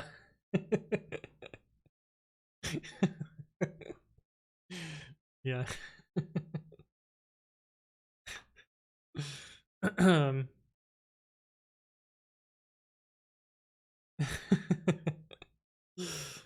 Yeah. Like the game of life maze. Which would be so sick. Okay. Last 15 seconds. Good luck. Have fun. I'll see you on the other side. 10, 9, 8, 7, 6, 5, go. And refresh.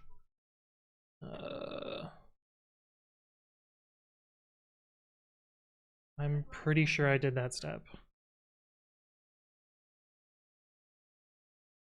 Okay, so polymer template. Insertion rules.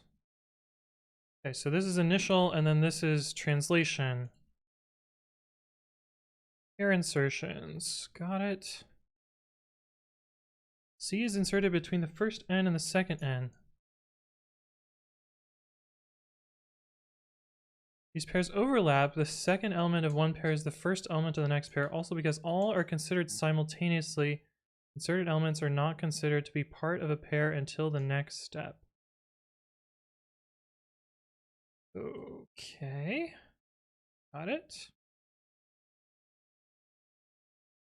By 10 steps. Find the most and least common elements in the result. What do you get if you take the quantity of the most common element and subtract the quantity of the least common element? Okay, 10 steps. Got it.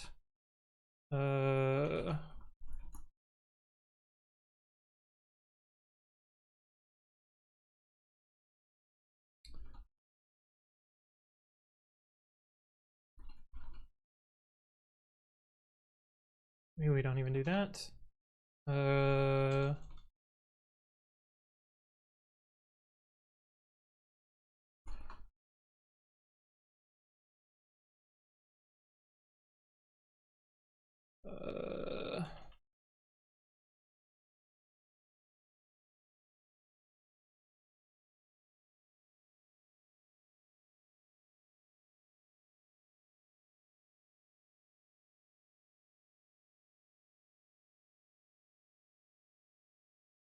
You don't I think we just need these as a list.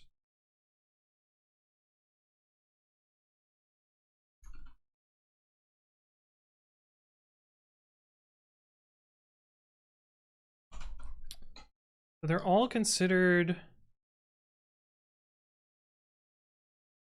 How does the overlap work? The second element of one pair is the first element of the next pair.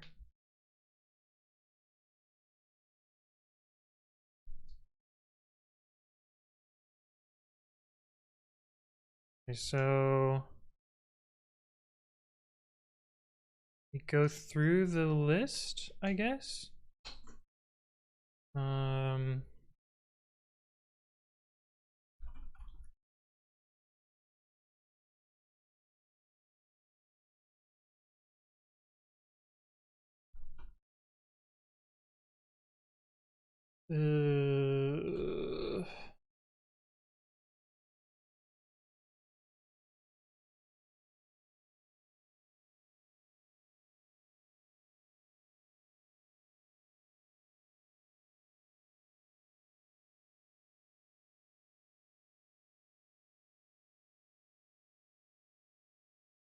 So we do want this to be a dictionary.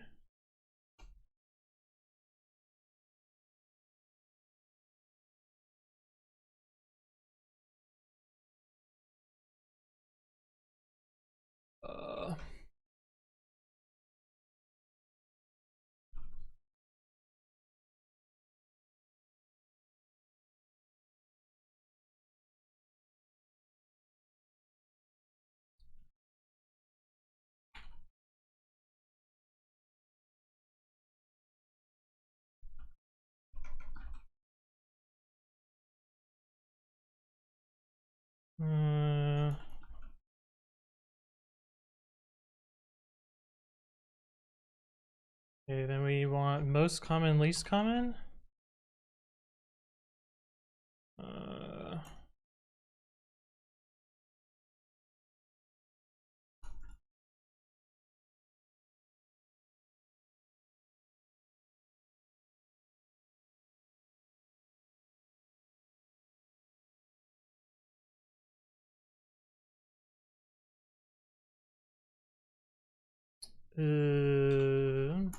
Sorted. The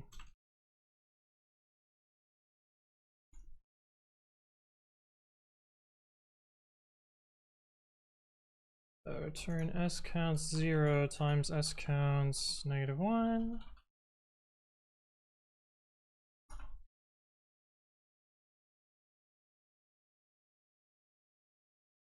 On the values to unpack. Yep, I made that same bug before. 0.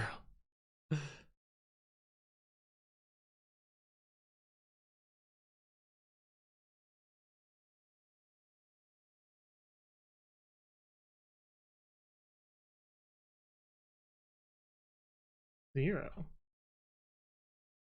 Oh,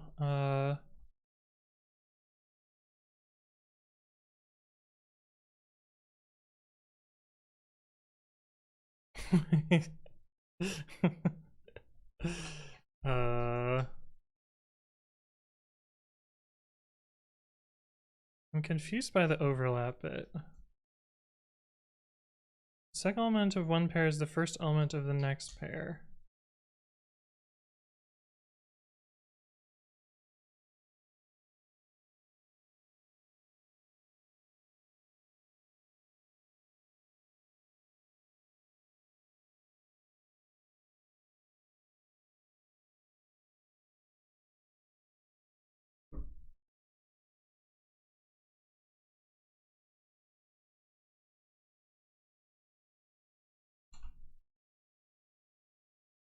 Most common. Oh, we just want the output elements. Got it. Okay.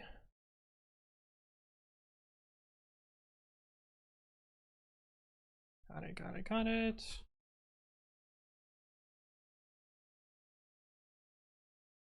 Now we get an even more absurd number. Well, that's not good. Let's print the string and make sure that this is going well.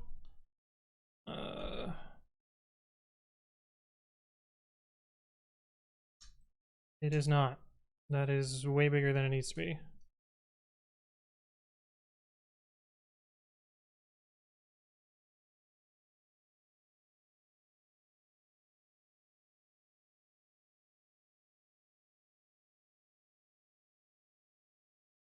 Why though?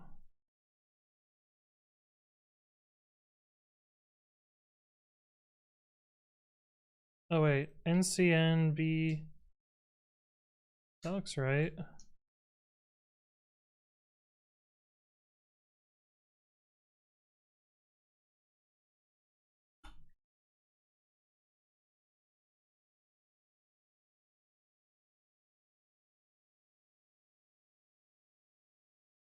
I just copied that one.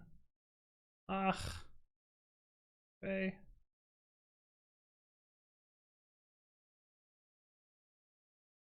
This one. Okay, that looks right. I'm just misinterpreting the output.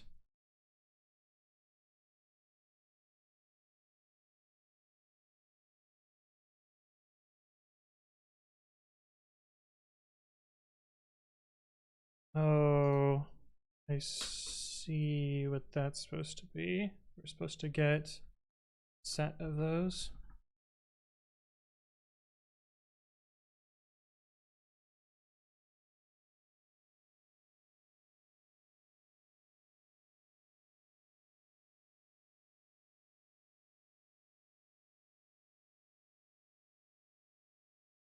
ECHN subtracting, not multiplying. What the fuck am I doing? Not reading, that's what I'm doing. Man,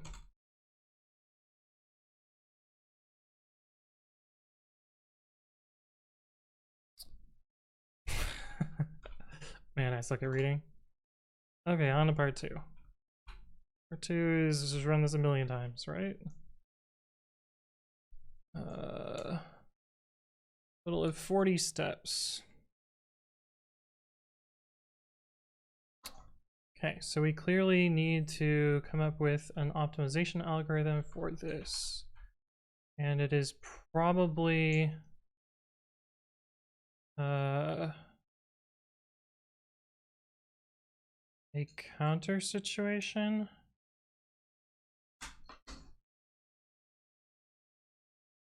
Ooh, this one is way more complicated. Okay, so what does this look like?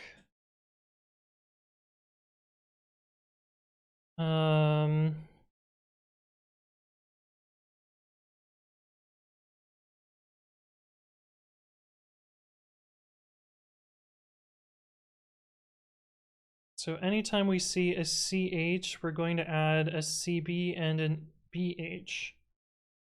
So it's really, yeah, it's just counting.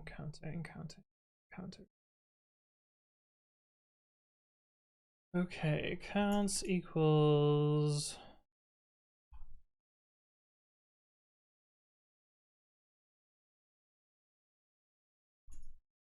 we're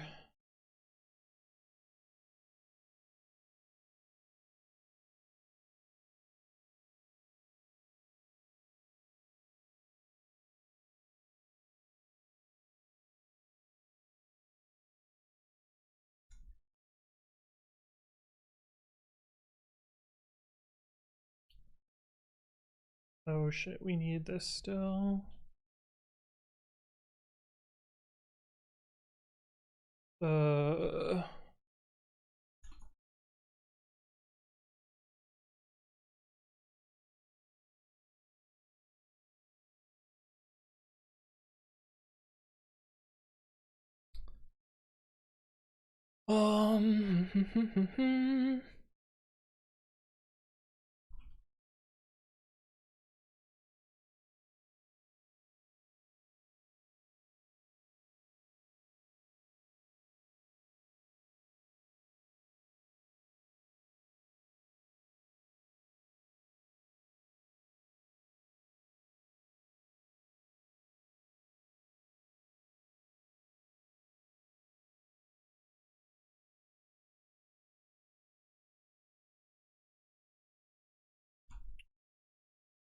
So then it's the same most common, least common.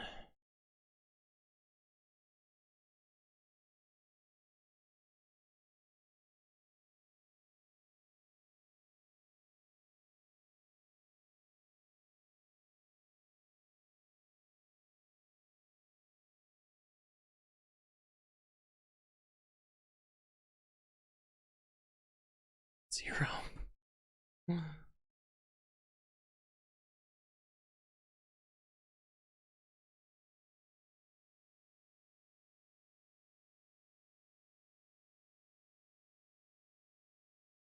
Uh,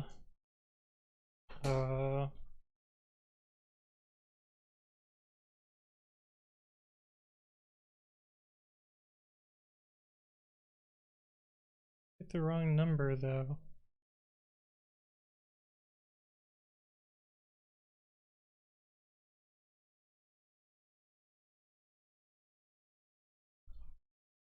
What do we start with here? NNNCCB, and we have NCB as our NNNCCB. Okay, that looks right.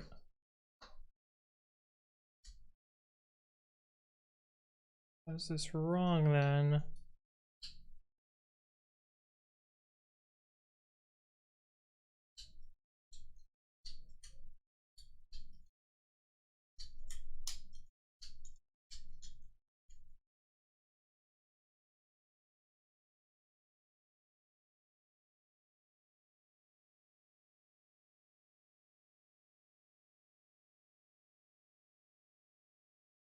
We have NN.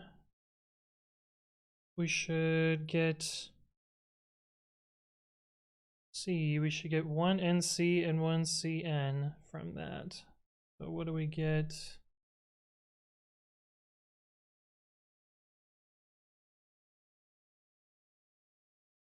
And then becomes this is unintelligible. NN splits to NCCN. Okay, we have NCCN. NC splits to NBBC. NBBC, yeah, we get that. And CB splits to CHHB. That looks fine.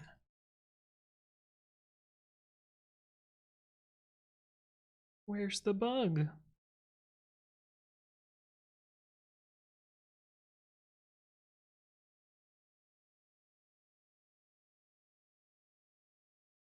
Where'd the bug at? Unless this changed here. Most common element is B, and the least common element is H.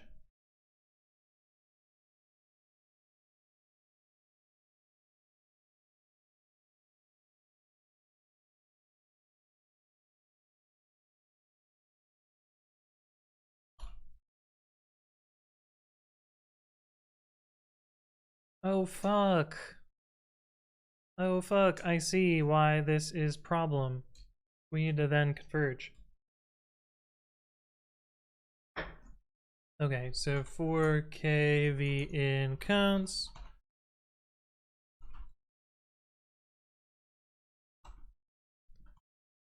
For C and K, new counts C plus equals.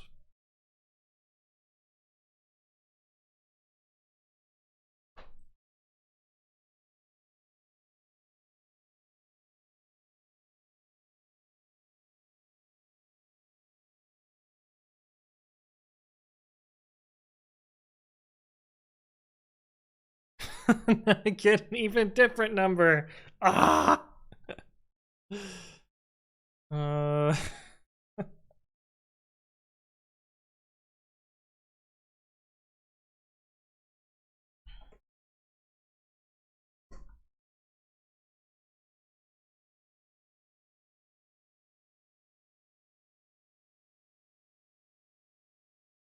Ooh, that number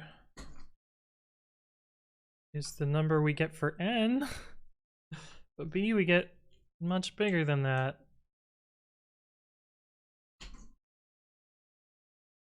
These are all doubled. I don't know why. Bucket divide by 2.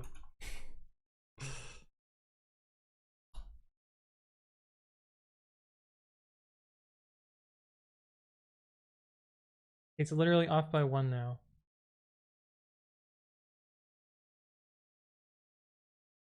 What the hell?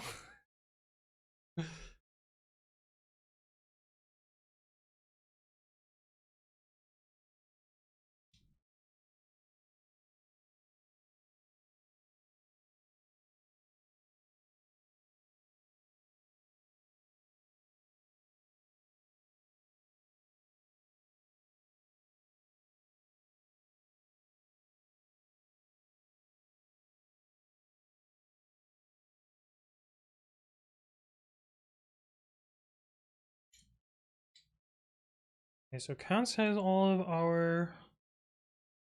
Oh, we We overlapped. We have overlapping here, so we need to unoverlap down here. But how? I guess we just need to know what the first and last character is. Oh, how do we unoverlap?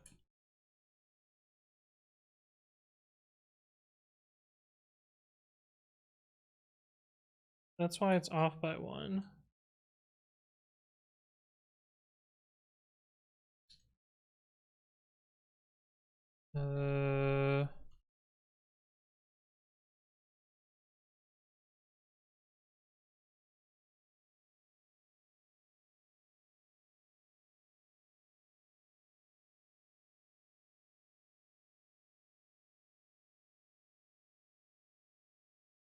These should have pairs, and that tells us how they overlap, maybe?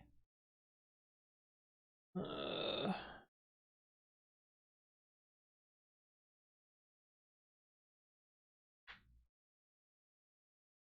um, oh, the first and last character. Stop giving me hints. Go away, projectile. I'm not reading your messages. I know you're giving me hints. Don't do it.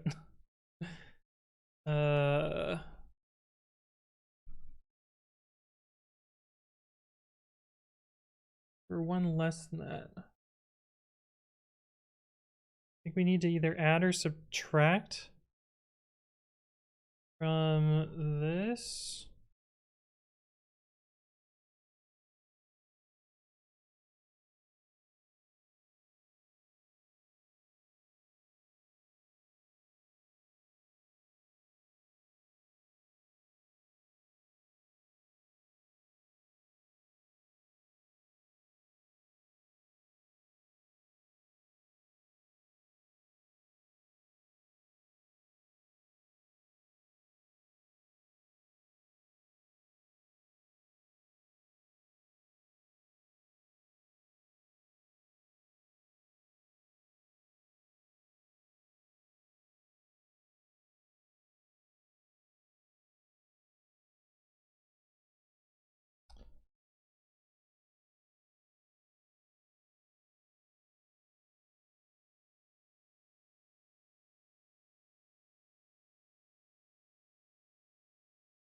Oh, we're in a breakpoint. Like, why are we waiting so long? I'm just gonna add 1 and see what happens.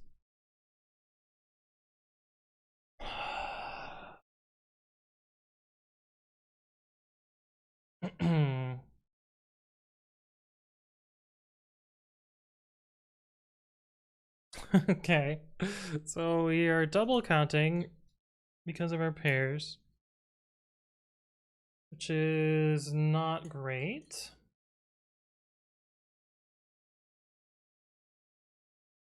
But how do we make them not double count is the question.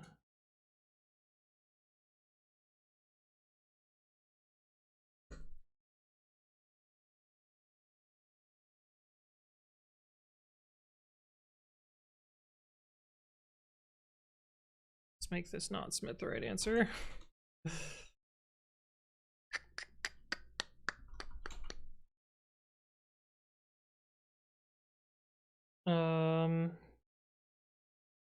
I think we need to maybe start with the beginning of the string and chain these back together somehow. That gonna work? Oh, are they in order? BB. No, they're not. NB, BB, BN, BC, CN, CB. These are in like no particular order.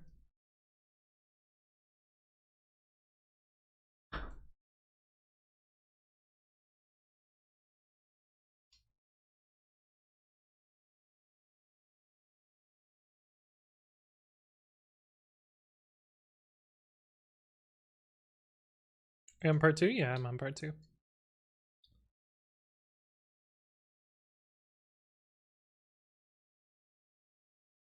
So the beginning of the string never changes. So we know what character we have to start with. Oops. We know we have to start with n. There are a couple of things that start with n.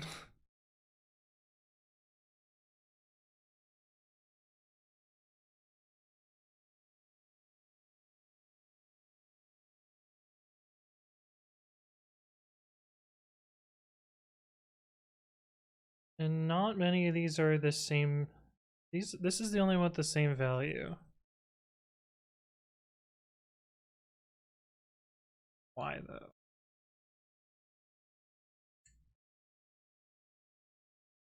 We unpair them.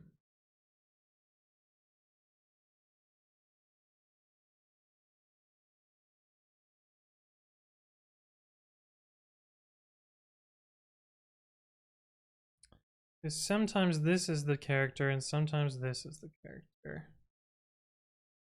Ah. This is very tricky. And I assume points are all gone already.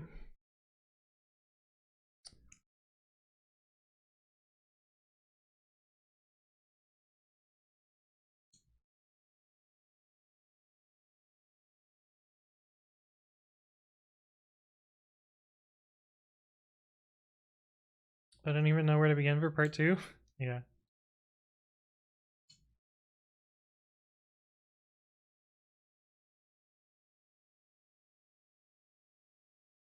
So maybe the last iteration of this is helpful because this is the last set of characters we inserted. And so we know the actual counts there. Yeah, because we know how many of these characters we inserted, and we know how many of these there are. So let's see.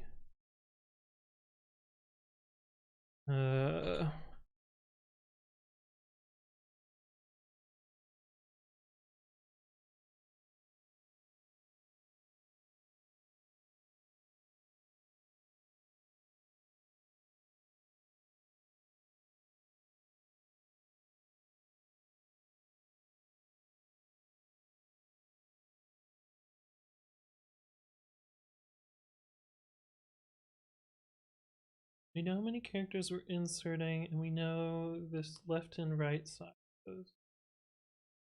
Okay, so we do counts 2 of k0 plus equals v, counts 2 of patterns k plus equals v, and counts 2 k1 plus equals v. So then that should give us the right value of characters. We can just abuse that that's there. We get a much larger number here.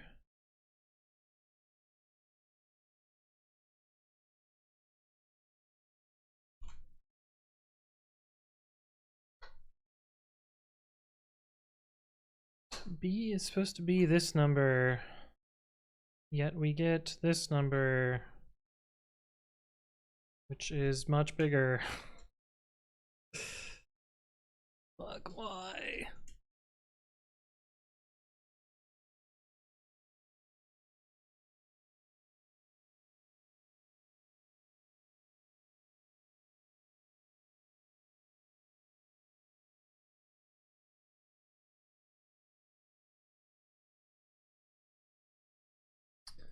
Okay, let me see if we're getting wrong on counts so far. Let's get rid of counts 2. I don't think you're right. We'll look after each. Oh, actually, let's put counts 2 back.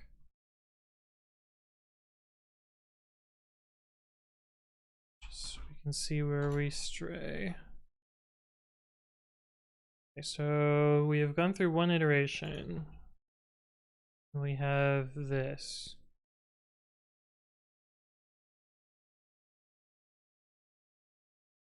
This is what we are supposed to have. 2 N's, 2 C's, 2 B's, and 1 H. So we have double counted N and C.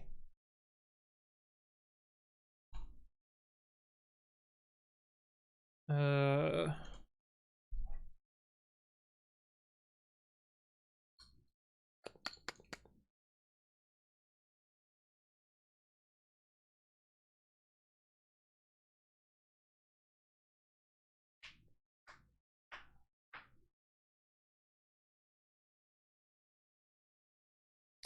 why am I double counting? Ah.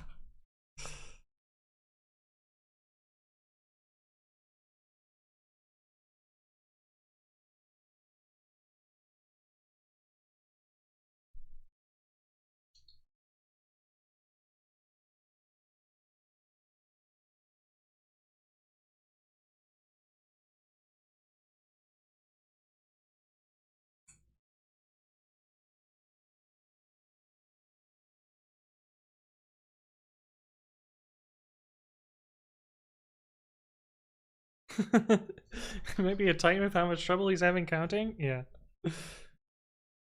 Yeah. Yeah, I'm not done yet. I already have, you know, counters isn't really a hint. I'm already kind of down that rabbit hole. Um, but something about my up counting is wrong.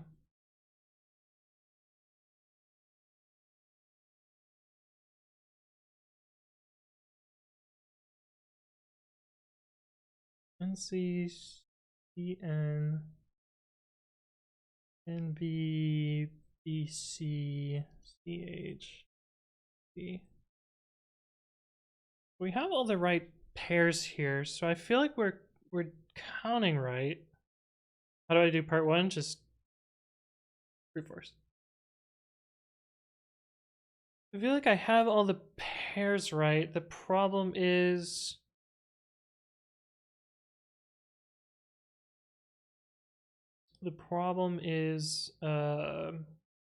reducing that back to the actual characters at the end. And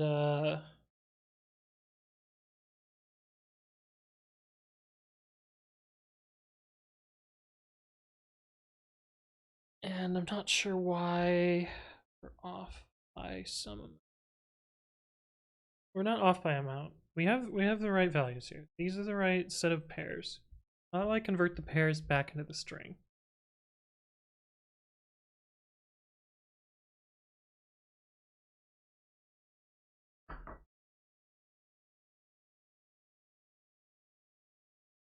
Oh,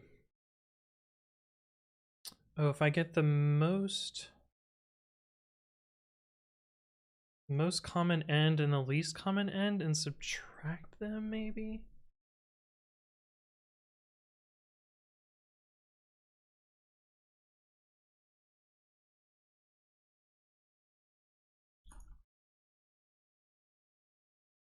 Okay, so if we take BB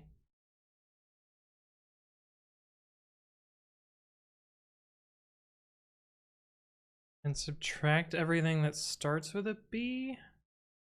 No, because there's other things that end in B. Hmm.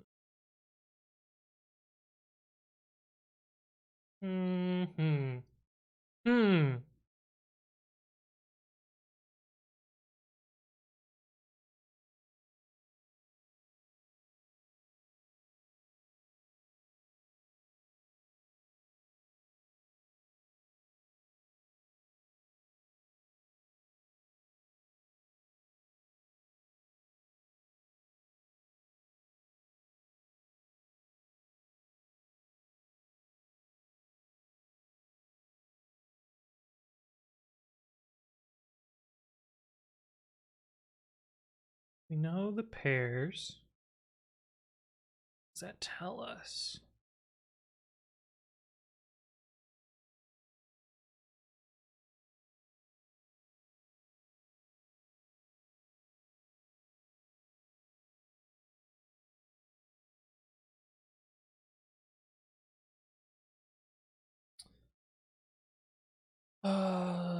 The problem with this is we don't know the order.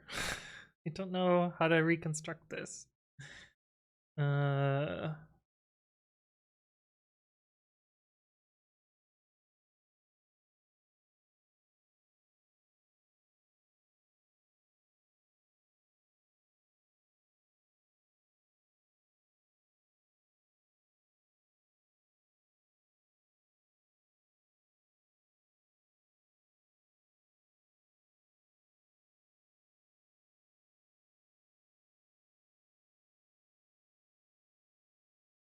Open to suggestions / hints, maybe a mal one.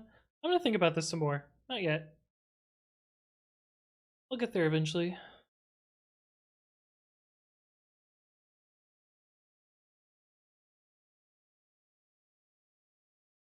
Dean else got there. Nice, nice. Yeah, Steve got there. Nice.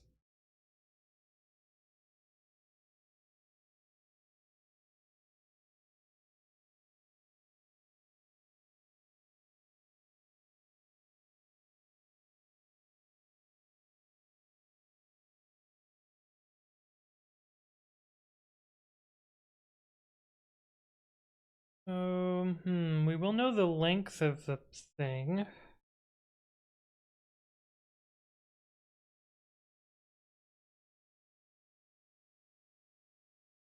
Nothing to solve, but maybe help redo your part 1 completely.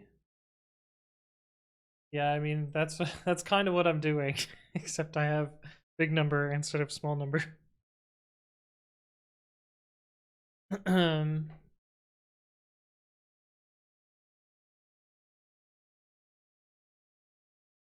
Use the small number, use 10 instead. Yeah, but I don't know that that actually helps me. Because we have this, and this is what we were trying to get before.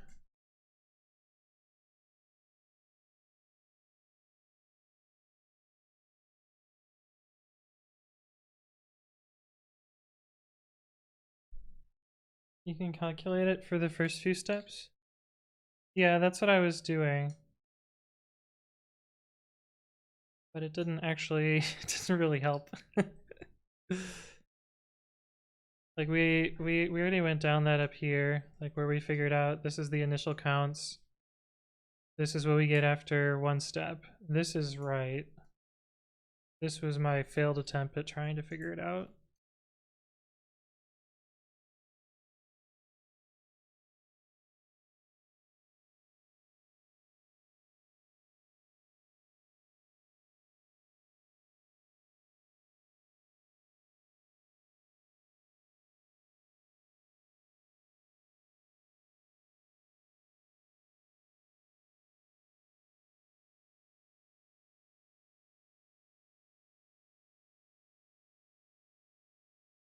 I wonder if there's no way this is right, but I wonder if we could do frequency counting and we know the length. No, that's not gonna work.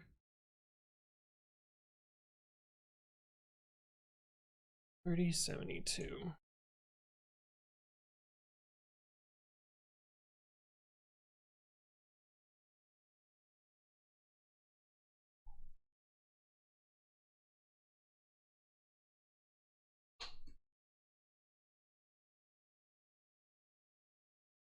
Wait.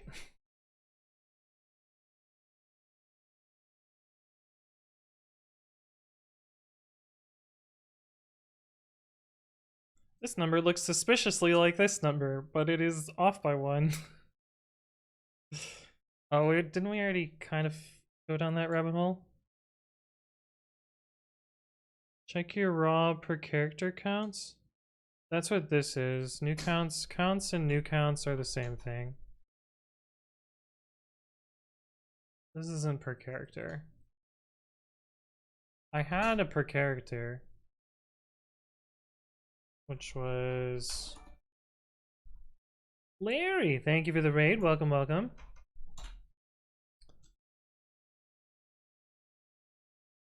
I had this before.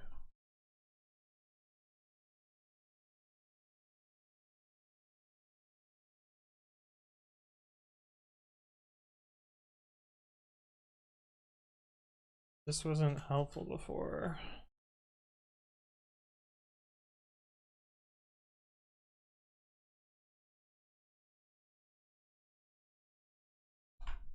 Yeah, like this number is not right either. What's an uptalk? Yeah.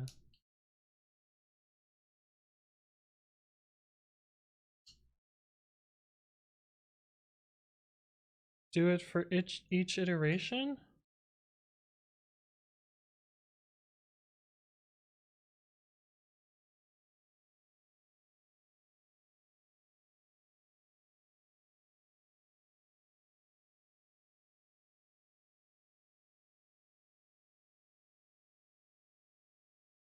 GK Bytes, thank you for the follow. And King Coiled, thank you as well for the follow. Welcome, welcome.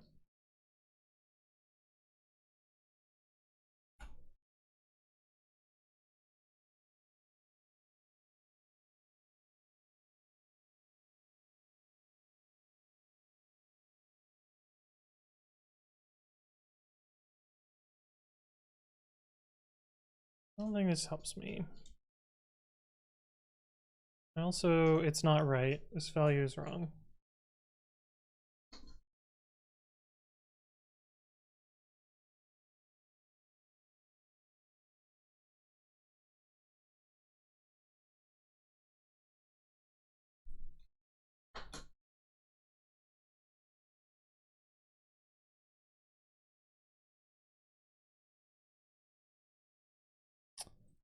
Why are you off by 1?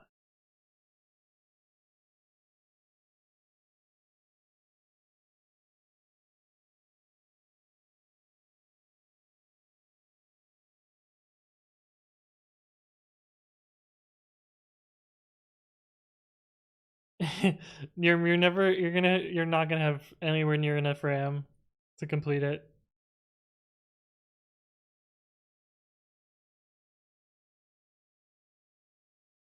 This is off by 1. It's close to the right value.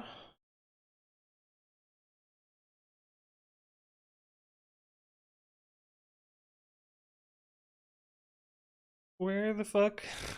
Where did this go? Where did you go? Is that even the right values for the first part?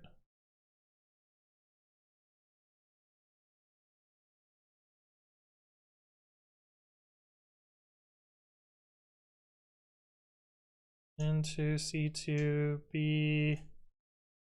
B1. Wait, why is it off by 1 up here?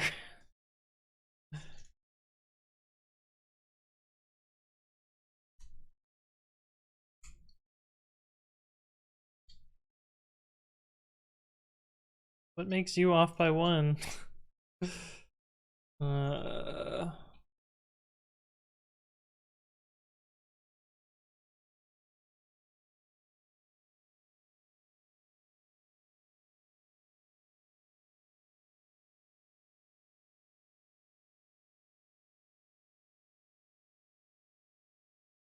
What the fuck? Why is this number off by 1 but all the other ones are correct? What is special about B?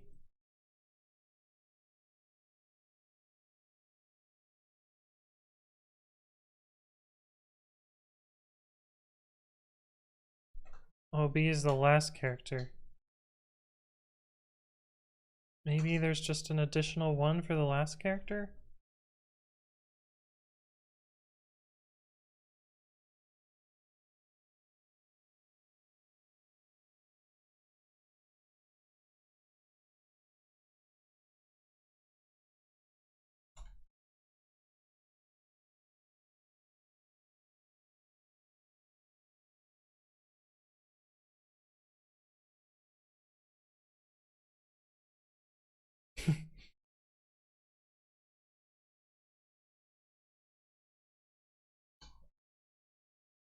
Okay.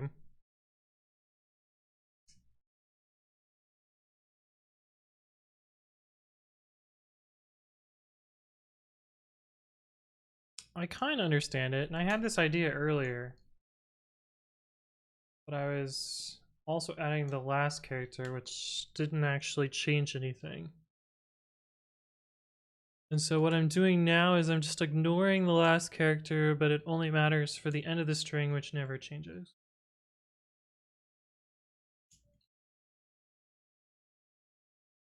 And then we add the end of the string back on at the end.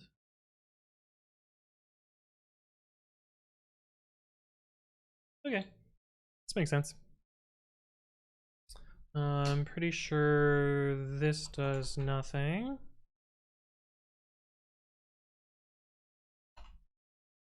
I'm pretty sure I also had that in part 1, and I'm pretty sure it does nothing here as well.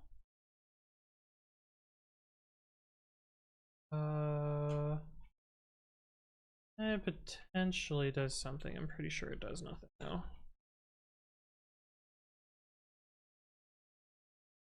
Oh, that was annoying. Fun fact, every user's input is guaranteed to run into the count the last character correctly bug. Nice. Nice. Hopefully my comments weren't hint enough. No, I don't think you really helped me get there. Other than I tried something in a slightly different order. And the smaller numbers were easier for me to glance at. I guess that was helpful. Every bug is an off by at least one error. Yeah, it's so true. How much RAM does one need to do this problem unoptimally? Let's see.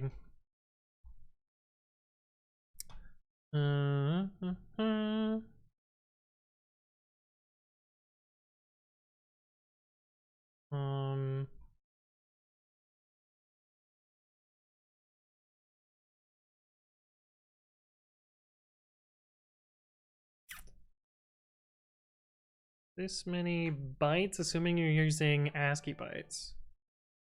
And gigabyte. Irene, thank you for the raid. Welcome, welcome. Liz is also here. I get all the shoutouts in order. We're all here. Nice, nice. Are we SQLiting? No, I've kind of given up on SQLite because I need more sleep. You need 21 terabytes of RAM. I don't think. Why did you not? There we go. I don't think there is that much RAM on any EC2 instance. Oh, I'd be wrong. Looks like you could just barely fit it in a U24TB1.metal, which would cost you, well, they are not available in North Virginia. Are they in US West?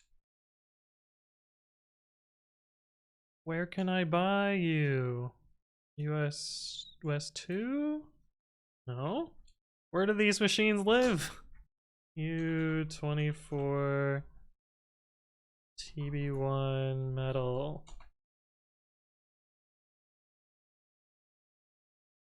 Launched in 2019.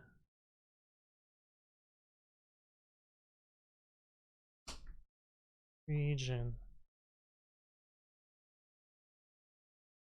What? It says they're available. A lot of money, presumably. What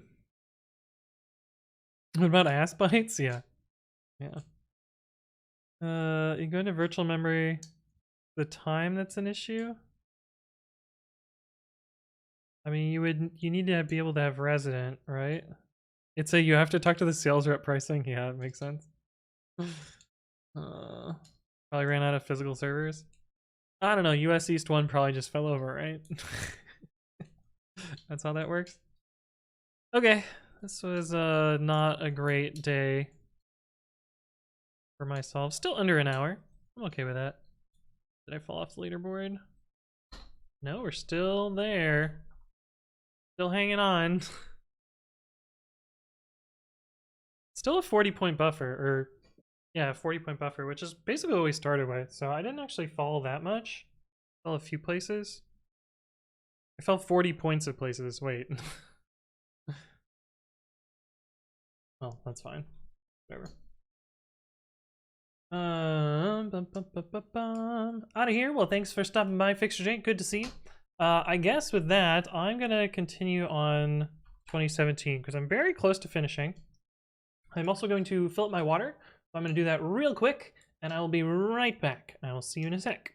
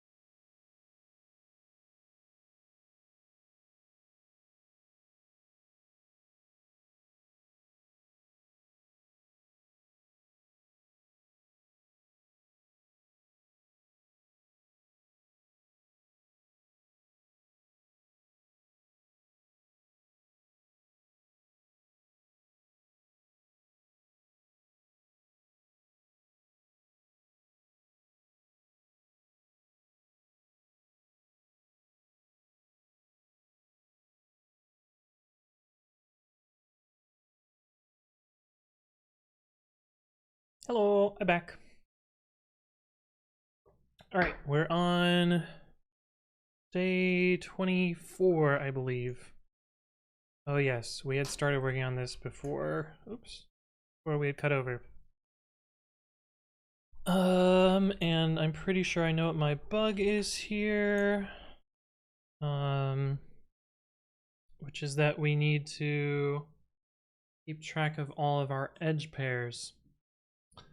ELGTS says I should probably be drinking less sodas and more water anyway.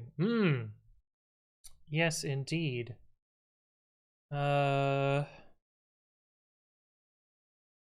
so I think I'm going to represent these differently. So this problem is connecting a bunch of these things together and trying to find the longest path, which is a graph problem, but I need to represent my graph without replacement. Currently, it is represented with replacement. That is a problem. And I'm just going to represent them as these pairs. Yeah, and subtract out pairs for each of them.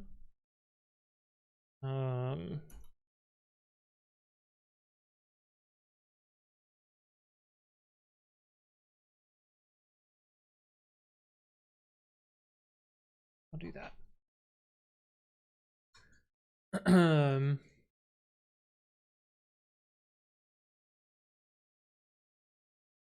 So actually we need the path and we need all of the edges. Yeah. Okay, so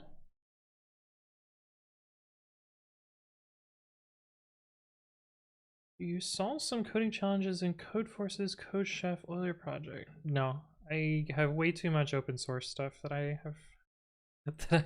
I just don't have time for doing anything else. I barely have enough time to maintain my open source libraries. But yeah.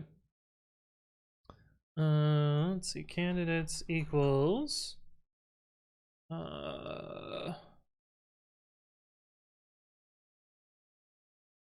Pair. Repair in edges left if path -1 in pair. For candidate.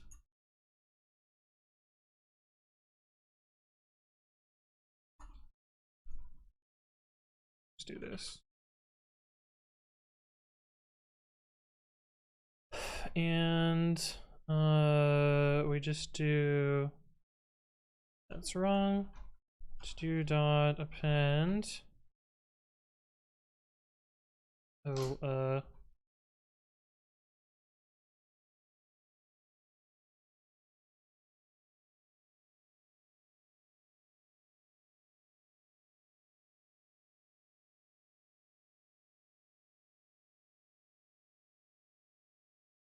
yes, do dot append path next n and frozen set edges left minus candidate. That'll swap out our thing. A lot of parentheses there. And we set added to true. If we haven't added, we know we're done.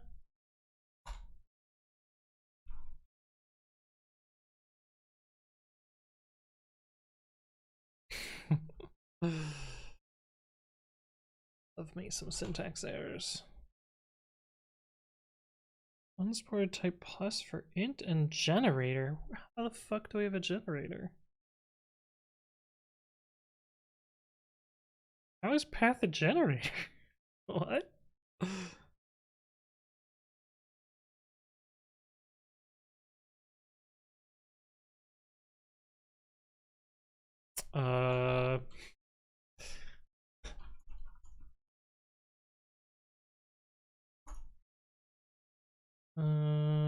Part 1. End list as incompatible type tuple int generator. On line 31. Oh, what? Oh. Yep. Correct. And this is just not typed properly. List, tuple, int.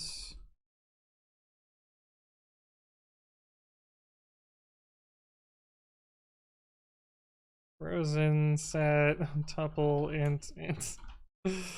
Oh, this is an ugly type. Frozen set, tuple, list. I guess it could be worse. Enough values to unpack.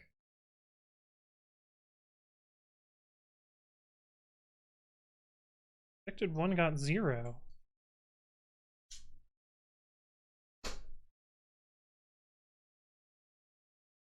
Well, we can use PDB to see where we're at. Oh. Let's see. This is a symmetric item. Okay. We can just say if path -1 equals candidate 0, then next n equals candidate 1. Otherwise, next n equals candidate 0.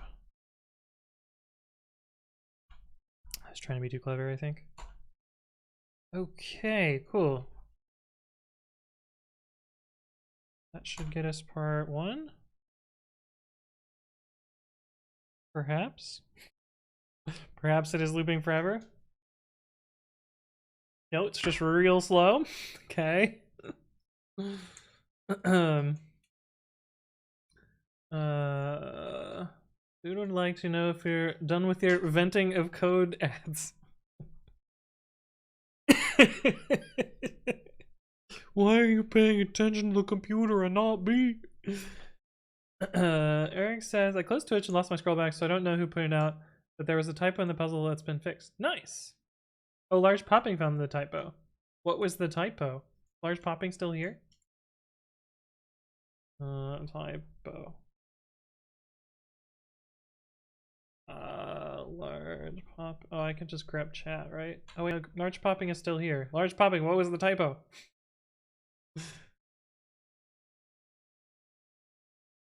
It had 191 in one place where it should have had 161. I'm not gonna run this one twice. Because it's so slow. Probably a faster way to represent this, but I don't care. I'm just trying to get answers for this year. Day 24 input. Okay, on to part 2.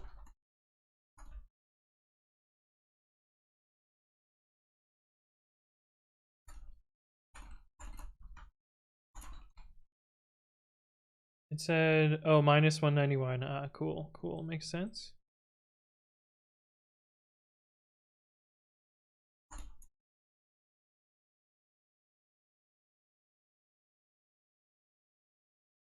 All right, part 2. What do we got here? Bridge you built isn't long enough. You can't jump the rest of the way. In the example, these are the 2 longest bridges. Of them, the one which uses the 3-5 component is stronger. Yeah, so what is the strength of the longest bridge you can make? Oh. You can make multiple bridges of the longest length, pick the strongest one. Oh, this is a real easy part 2. Okay, so we expect 19.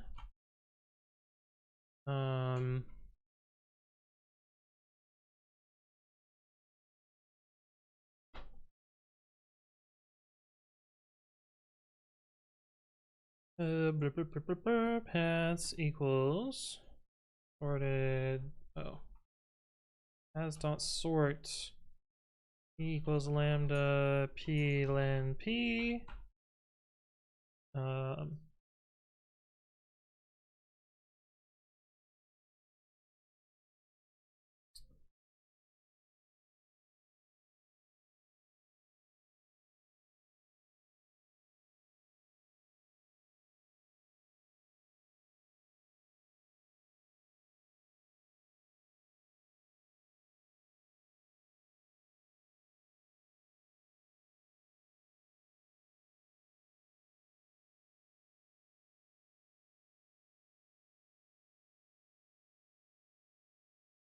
And it's gonna take a while, but that's the way things go.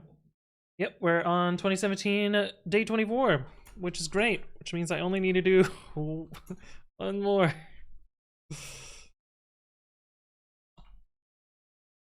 Hey, Nova Glow, how's it going? It's been a while. It's good to see you again. 6'9", what's the difference? I was just trying to be inclusive of Australians.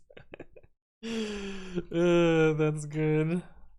I like that. This part 2 is very easy.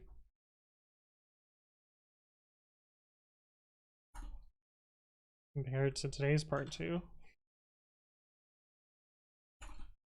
Day 24, part 2.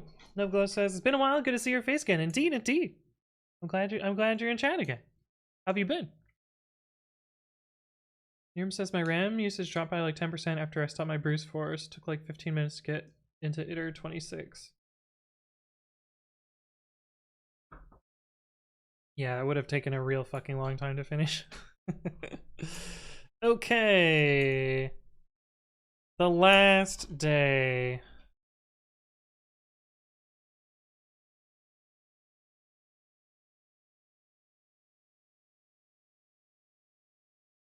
Is a parsing problem. They're always parsing problems. Am I kidding? Okay. Day 25. I was talking to Noodle. Damn it, Nova Glow. Wait, have you seen the new? I don't know if you've seen this since you've been here, because it's been a real long time. We have new emotes. Pamakamerp says, do you have any mentor, and who do you go to if you need any help? Oh, and I have this too, Nova Glow.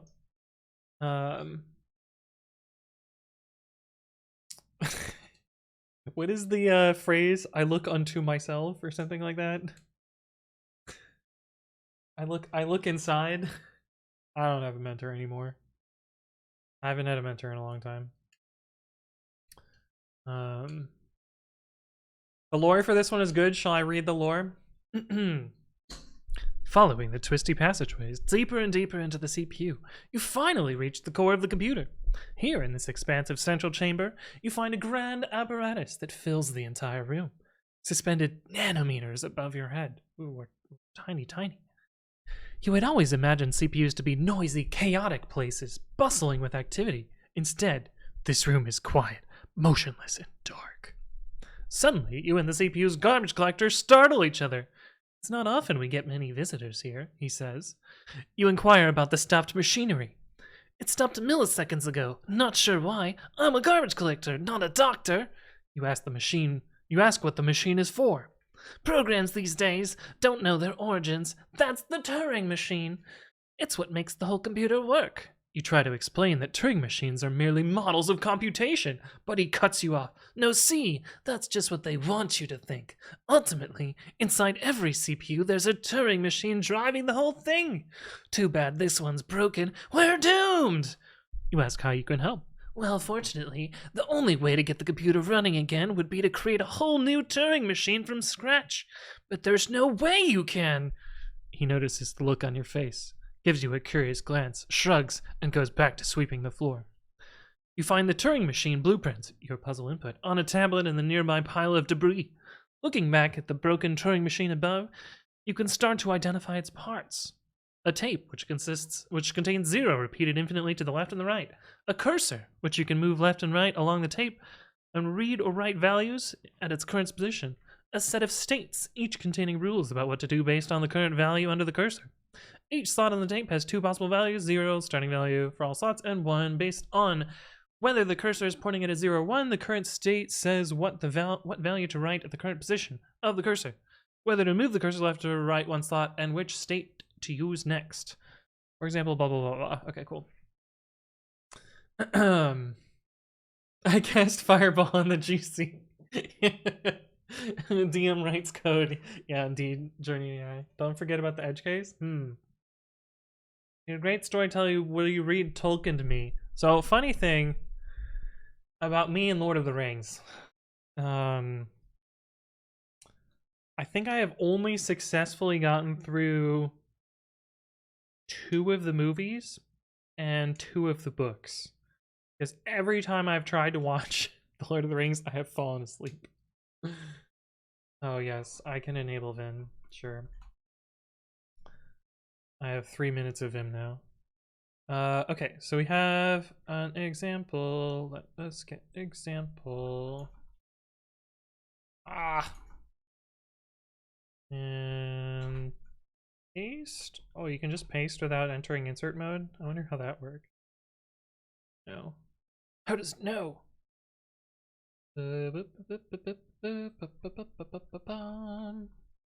Free. Okay, so parsing problem. Begin in state A.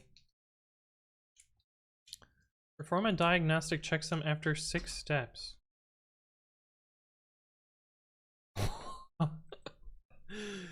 Oh, that's not that big of a number. 12 million? That's fine. Okay, so tape equals collections.default dict. We need to import collections. Funny story about me and Lord of the Rings. Could have gone over different ways. Yeah, that's a pretty reasonable number. Yeah, it's not a big boy number. It's just a normal number.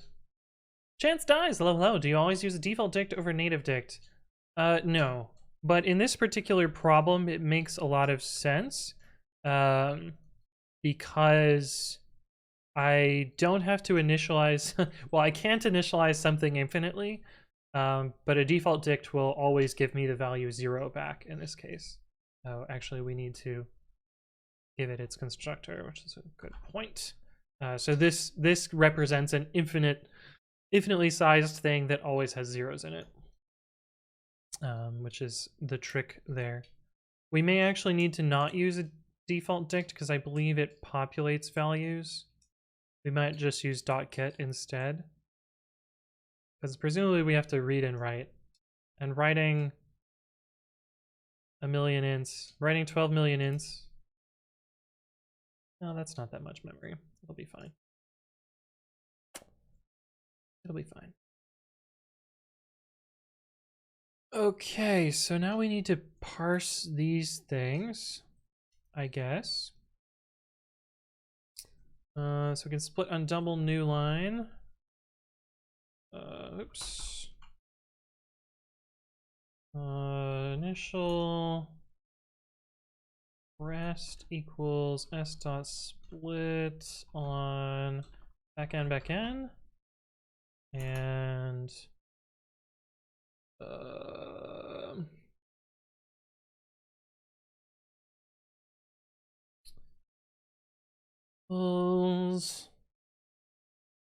initial dot split line 0 -2 because there's a period here, so we're grabbing this character there, and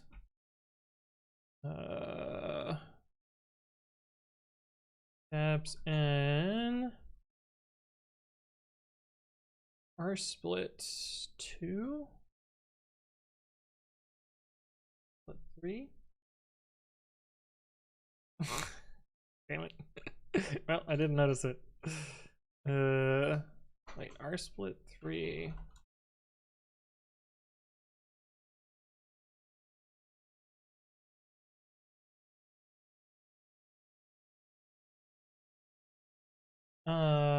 S Senior Jeffers, thank you for the follow. Welcome, welcome. Hopefully you're doing well.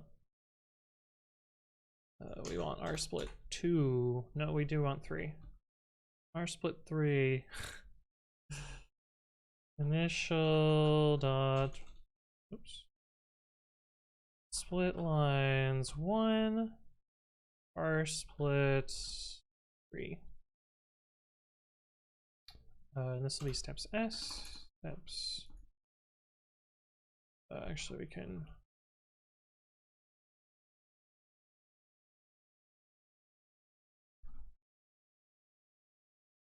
do this.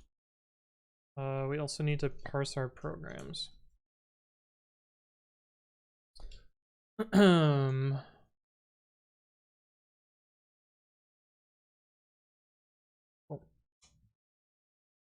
Oh, I'm free from Vim.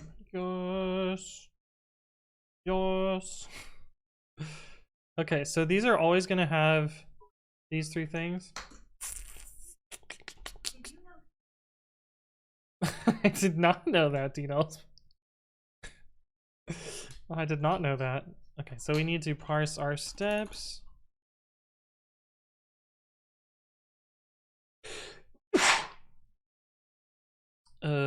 Our progs. For prog and rest. It has a state name and it has its 0 condition and its 1 condition. So we're gonna parse all these lines.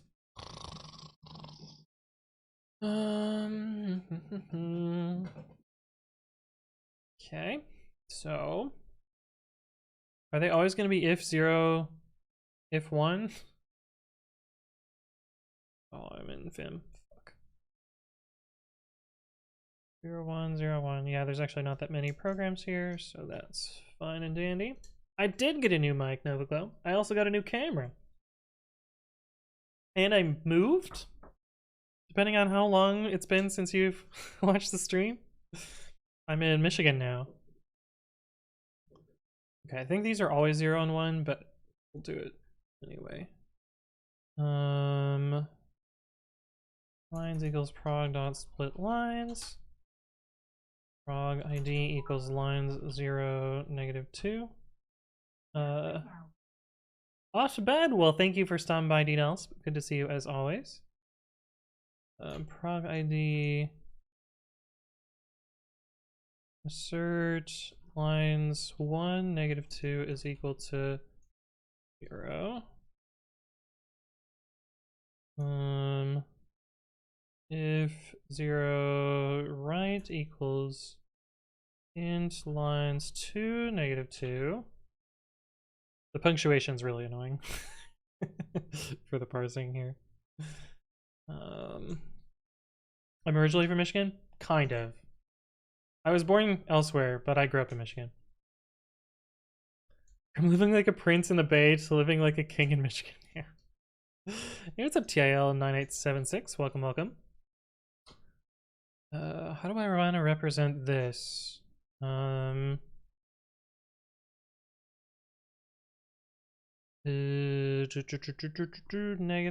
if lines 3 dot split -1 equals left, else 1. If 0 state equals lines 4 -2, and then assert lines 5 -2 is equal to 1. Then explain what's going on. I am doing Advent of Code. We are doing 2017. I am trying to parse this into structural data.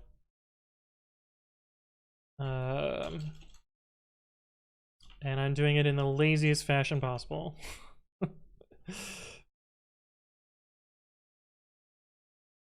With a lot of hard-coded manual numbers.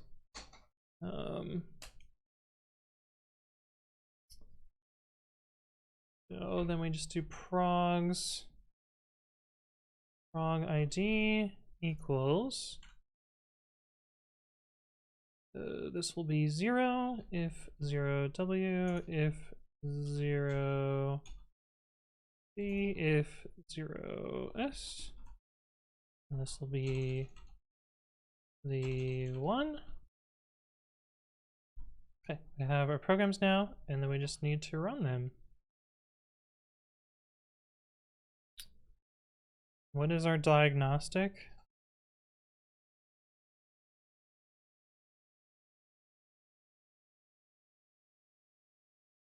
Count the number of times 1 appears on the tape. Turn sum Tape.values is our diagnostic. Okay, so we need to do this.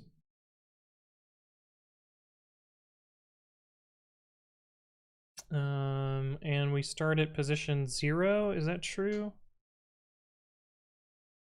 Does it matter what position we start at? Oh, I don't want to bookmark this page. Oh, how do I get rid of it? Oh, is it this right here? Okay. Whew.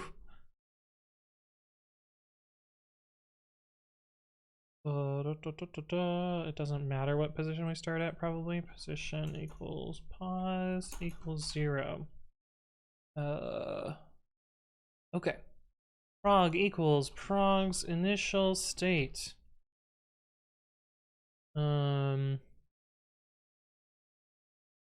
Value, let's see.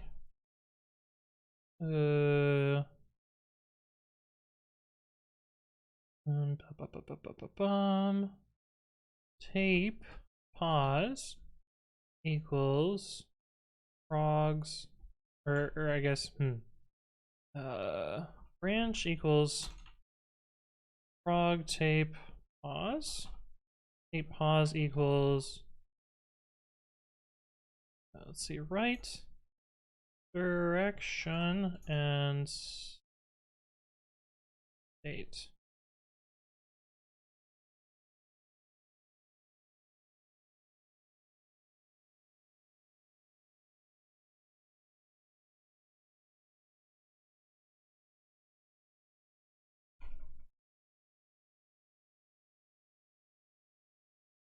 I think that's it.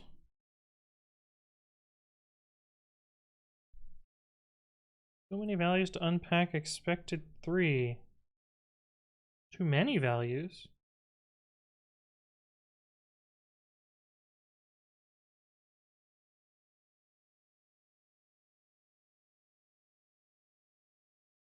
I thought we tried this.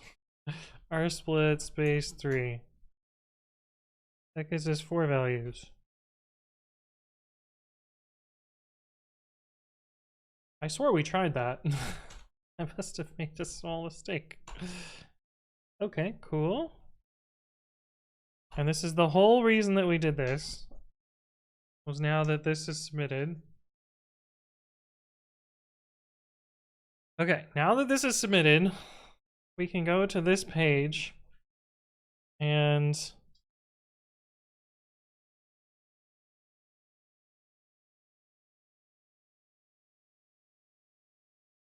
figure out what this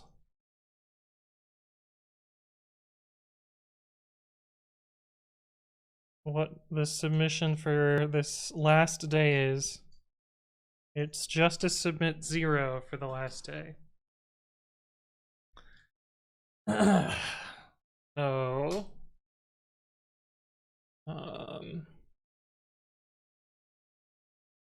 let us write that out.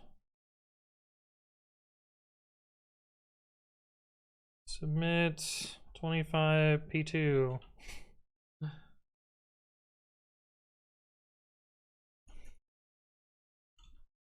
We don't need an arg parser.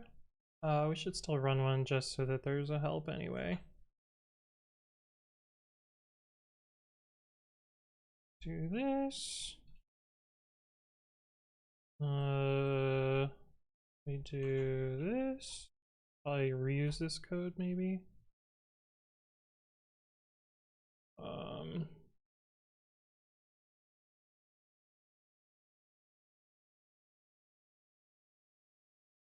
The other problem is I only have one shot at at running this to get the right message as the output. So,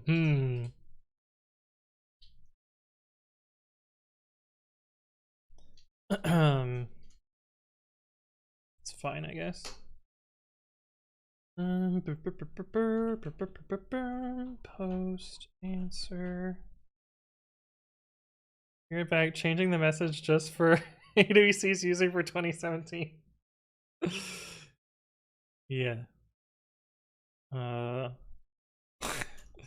Say int answer int. Is that it? level part.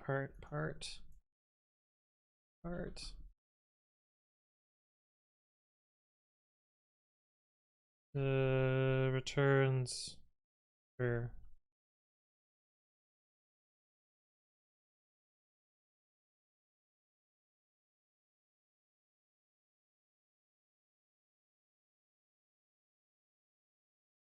post answer year day args.part answer,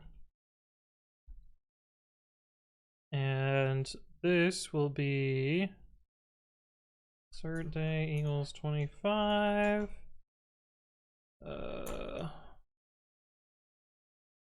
Tuck6, thank you for the follow. Welcome. Hopefully you're doing well. Year day art is 2, answer equals 0. Don't tell me he viewed the source of a page. Violated cybersecurity law in Missouri. Technically, I didn't view source. Technically, I didn't. Your Honor, I only right-clicked an expected element. I did not view source. I did not. Dale9876, thank you for the follow. Welcome. Hopefully you're doing well. I can't do it. He did. I live in Missouri. What is your... Wait, that's illegal. Yeah, it's true. Eric, since you're here, are the messages the same or are they different? I only get one shot at this, and I guess we'll just assume it's right. They're different? Fuck. Okay, well, since we only get one shot at this, it's either going to be right or wrong, but that's fine, I guess. Oh, I guess we could try this on another year. You also get more than one shot?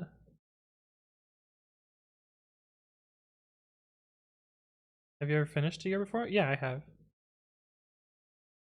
But I'm pretty sure if I submit again for one that I've finished, I don't have another shot. Snowcone, how you doing? Go to a year you finished? Are you saying that I didn't have to do 2017 at all?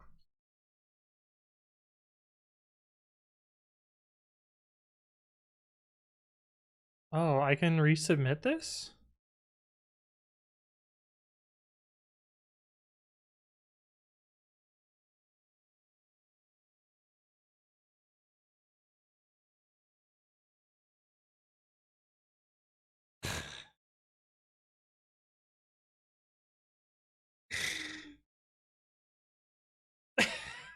Are you fucking kidding me? Wait, I did all of 2017 for no reason because I could just resubmit?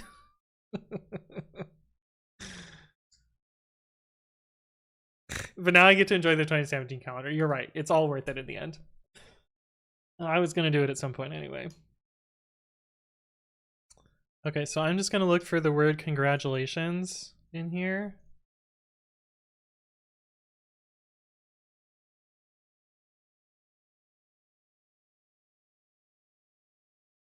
Yeah. Okay. Okay. If congratulations in contents.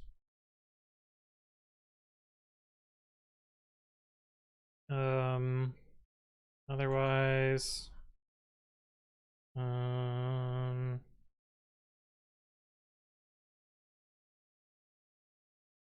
Otherwise, I don't know, print contents, return one.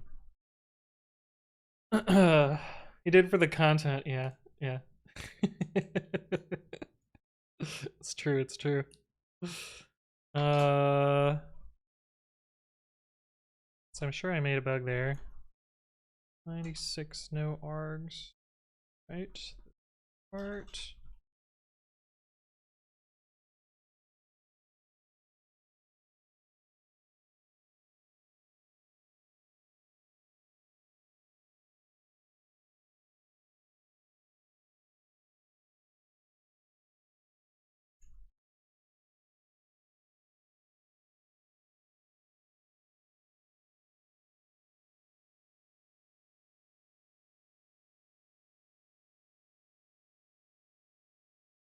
If I run this, it should say congratulations.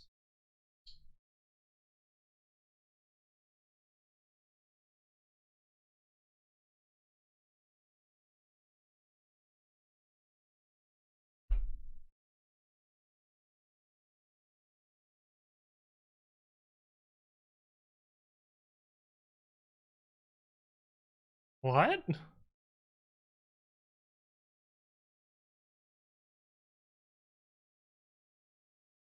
Wait. What did I just do? How did that happen?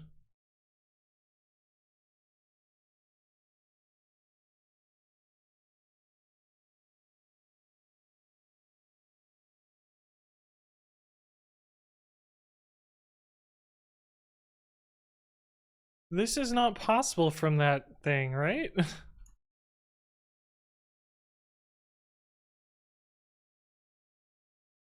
Oh. Oh, yeah, it is. Okay. Okay. It's like, that's not the right string.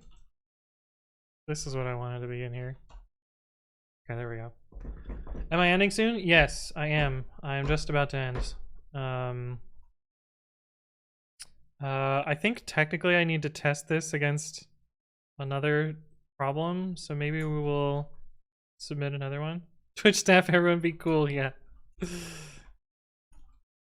But yeah, that should have gotten me the last star of day 25. Oh, and we get to see the full program now.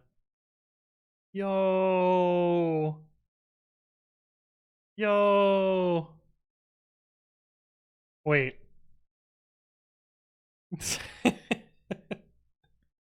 Oh, are these random names from my private leaderboard?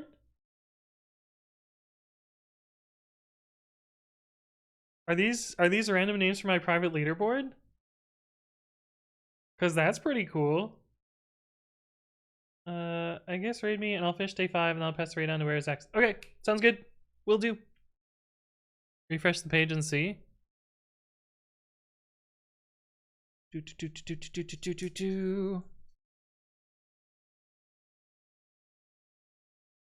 mean, the Easter Bunny isn't on my private leaderboard, so. Oh yeah, it is random names. I believe they are all from my private leaderboard. Look! Juicebox Hero, you're here too. But they're naughty. Oh, I guess these are probably the people that haven't finished it, and these are the ones that have. That's kind of cool. Oh,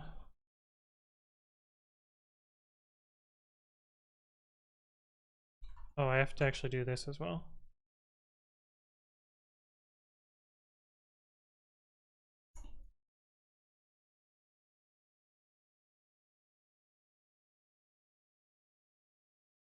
I'm pretty sure my solution's kind of slow here.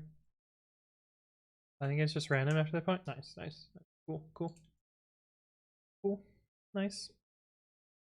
Try to pull from the private leaderboards if you have them, and then from the global leaderboard otherwise. Nice. Nice. I do like the effort that you put into the ASCII arts.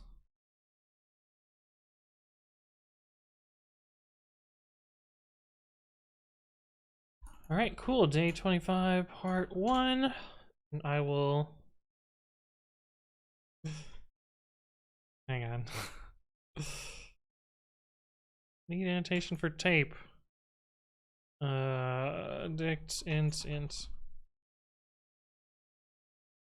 41.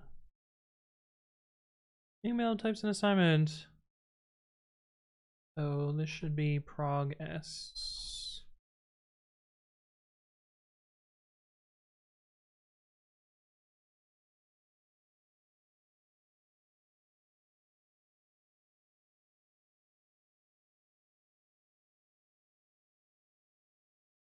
Is this F string?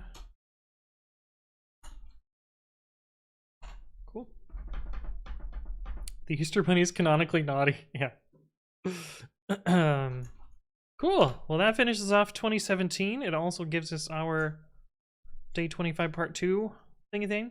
But that's going to wrap us up for today. My name is Anthony. I upload educational YouTube videos to my YouTube channel 3 times a week.